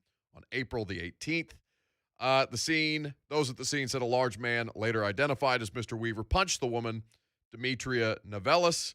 Mr. Weaver was not at the scene when officers arrived. Ms. Novellis was checked by a medic and released. One witness said she saw Mr. Weaver punch Ms. Novellis. Another witness said she did not see Mr. Weaver punch the woman, but did see her fall to the ground. Here's the problem. It's all problematic, but here's the most problematic part. Well, I guess you could grade it on which is the most problematic part, because the idea that this got through the Titans draft process, hugely problematic. But here's where it gets worse. So Miss Novellis and her friends left the bar and headed toward South 17th Street. Mr. Weaver left and went down South 16th Street. Before leaving the bar, Mr. Weaver stated to other officers on scene that he had no problem hitting a female if they needed it, according to the complaint. Allegedly. So that's where we are with Rashad Weaver, and the details will continue to pour out, I'm sure. What I am looking at, I had requested a comment from the Tennessee Titans. They are, I'm sure, working through that process because I think this caught them by surprise, which is a problem unto itself. But no comment thus far. Not a no comment, but we have not yet received comment from the Titans after I requested one here in a little bit. I'm sure I'm not the only one. So something to monitor as Blaine and Mickey and 3HL continue through the rest of the afternoon. All right, Lucas, let's try to salvage this thing. Let's do the polls. God. Are the Titans right to decline Rashaan Evans' fifth-year option but want an extension? Fair or foul? Nearly 800 votes here. A lot of engagement. People feel strongly. 87% say fair. It's fair for, here's what I'll say. It's fair in the sense that they don't necessarily have a backup for Rashaan Evans. And this guy is as close to a Rashaan Evans type player as you have on the roster. So, if nothing else, you have that in your back pocket. But if Rashaan Evans is not capable of doing the things that, as we talked to Trevor Sikkema, by the way, Trevor Sikkema, Mike Miracles, Jayson Swain, go check out the podcast. We're going to have great guests on this week. We're expecting Jim Nagy from the Senior Bowl. Falcons head coach Arthur Smith is going to be on the show on Thursday. That'll be exciting, especially given who they just selected and the discussions around the Titans and Julio Jones. But what Trevor Sikkema brought up in the second hour was that when you look at Rashaan and you look at Monty Rice, they are not necessarily one-to-one comparisons, but a lot of things that Rashaan Evans does, Monty Rice has made a collegiate career out of. So an interesting selection by the Titans in the third round for a variety of different reasons. What is your favorite and least favorite Titans draft pick? Puka was the first one on the board saying Weaver best, Fitzpatrick worst, left better wide receivers on the board. So that was the thing. That was both of our best pick, favorite pick at least, was Rashad Weaver in the fourth round. And I caught a caller, Jay, didn't want to be on the air, asked me, how does a player who was a semifinalist for the Big Nerick Award, the award to the best defensive player in college football, fall down the boards to the fourth round? He said that was a red flag into itself, but I don't know that anybody was very surprised that Rashad Weaver was not among that top crop of edge rushers taken. The injury seems like it's taken something out of him. But he came out of that ACL injury as productive as ever. 7.5 sacks in a 10-game season. I think they're talking about the explosiveness of the player. Well, that's what's interesting about what Sikkema said. Explosiveness off the edge. But his production had an uptick with less games. That's why I thought that was interesting. I'm not saying Sikkema was wrong. No, for sure. But he got to the quarterback more often after his injury. 3 forced fumbles in 10 games, to me, was quite a stat. Well, it may not end up mattering. Because I think Puka would probably retract that statement at this point. Both of us are grateful that we did not put that out into the universe. It came in the nick of time, didn't it? Well, I did it last night on the A to Z Sports Prime Time well, show. That's on you. Chris Stress says his favorite pick is Elijah Molden, least favorite Rice, Fitzpatrick, and McMath. Caleb says favorite pick Molden, least favorite Rice. Chris Alonso says favorite is Farley. Let's see. Eldon says least favorite is Brady Breeze. He's at best a Dane Cruikshank replacement a year too early when you could have had Trey Smith. Yeah, I think the least favorite for me, and not by any fault of Brady Breeze, but because Trey Smith was there, and with your final pick, it just couldn't get any less risk. And yes, you understand. I don't want to say it's not risky to take a player with medical concerns, especially blood clots, right? But the Titans have a need at interior offensive line. Trey Smith is an incredible prospect if everything is right. We do not know, and we wish him the best and continued health and success. But with a flyer on that, I just didn't think you needed another safety. But he sounds like he's going to be the special teams ace. I think he's who's the guy from the Patriots that's number 18 that's been there for 120 years? Slater is his name. He's a Patriots team captain, and just because he plays special teams. I don't think he's seen a snap as a wide receiver, but he's had basically, he's got 4 or 5 Super Bowls at this point. 2 guys in this draft that will likely plug in immediately on special teams between he and McMath. What surprised you most about the drafted Vols? Josh Palmer in the 3rd round or Trey Smith falling to the 6th? 80% said Trey Smith. Honestly, neither terribly surprised me. Yeah. I think I was anticipating Palmer in the fourth, but maybe that was just me discrediting him based on what I've seen of him in a Tennessee offense. Like, what Swain brought up was completely valid. Like, the wide receiver is the most dependent position on the field. But with that said, a lot of it, so much of this depends on upside, right, with teams drafting players. I wonder how much that might have in turn helped him, the fact that he never had a quality quarterback, and teams were able to say, okay, well, we really have no idea what he's capable of, rather than Tennessee having competent quarterback play, him sharing targets with Marquez Callaway and Juwan Jennings, and being in that 800-yard range for the last couple of seasons. I wonder if that flipped around maybe might have helped him out in a way. It's a valid discussion, and it's something that Lucas Panzica brought up on the Ultimate Tennessee podcast that airs every Wednesday with Will Bowling, 6:30. Subscribe, rate, review, wherever it is you get your podcast. Did the Texans panic in taking quarterback Davis Mills out of Stanford on day 2? Yes or yes? 82% of voters say yes. 18% say yes. Idiots. It's just the Texans. Let's just all laugh and point at the Texans. You don't have to be a Titans fan as an objective reporter. I say that as I'm saying something very, very subjective. Idiots. Is Nick Westbrook-Akina wide receiver 2? 68% say yes. 32% say yes. I mean, it's clear. This is the new starting wide receiver for the Tennessee Titans. That was just a jab. At Hoosiers for life, baby. We're riding it straight to the top. NWI. Don't sleep on the name. Nick Westbrook-Akina.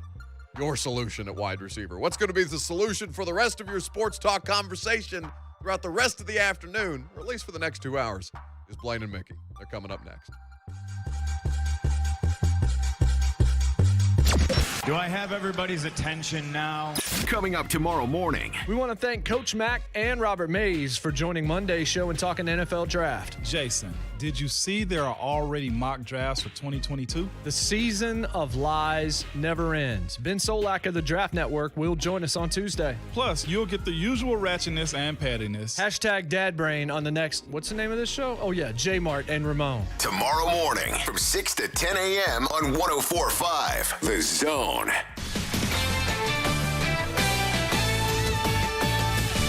This is Andrew Bogish with a CBS Sports Minute sponsored by Old Trapper Beef Jerky. Old Trapper, what's your beef? I don't like the NBA's play-in tournament. Maybe you don't like it either. Doesn't really matter because no one will listen to us anyway, but they might listen to LeBron. Mr. James said last night that whomever came up with this idea should be fired. He said that after his Lakers lost again, putting them dangerously close to that play-in tourney with 2 weeks to go in the regular season. Now, I don't think anyone should be fired over this. Let's just get rid of the play-in after this season. Yes, maybe LeBron only cares because this might be the Lakers' future, but his point remains. Why are we putting these teams in more danger after 72 games? And maybe more importantly, why are we giving mediocre to bad teams more life after 72 games? I'm Andrew Bogish. Sorry to interrupt your jams, murder mystery podcasts, or motivational beach noises, but we got something else you might like to hear. It's called cash. That's the sound of an extra $250 after your first 10 deliveries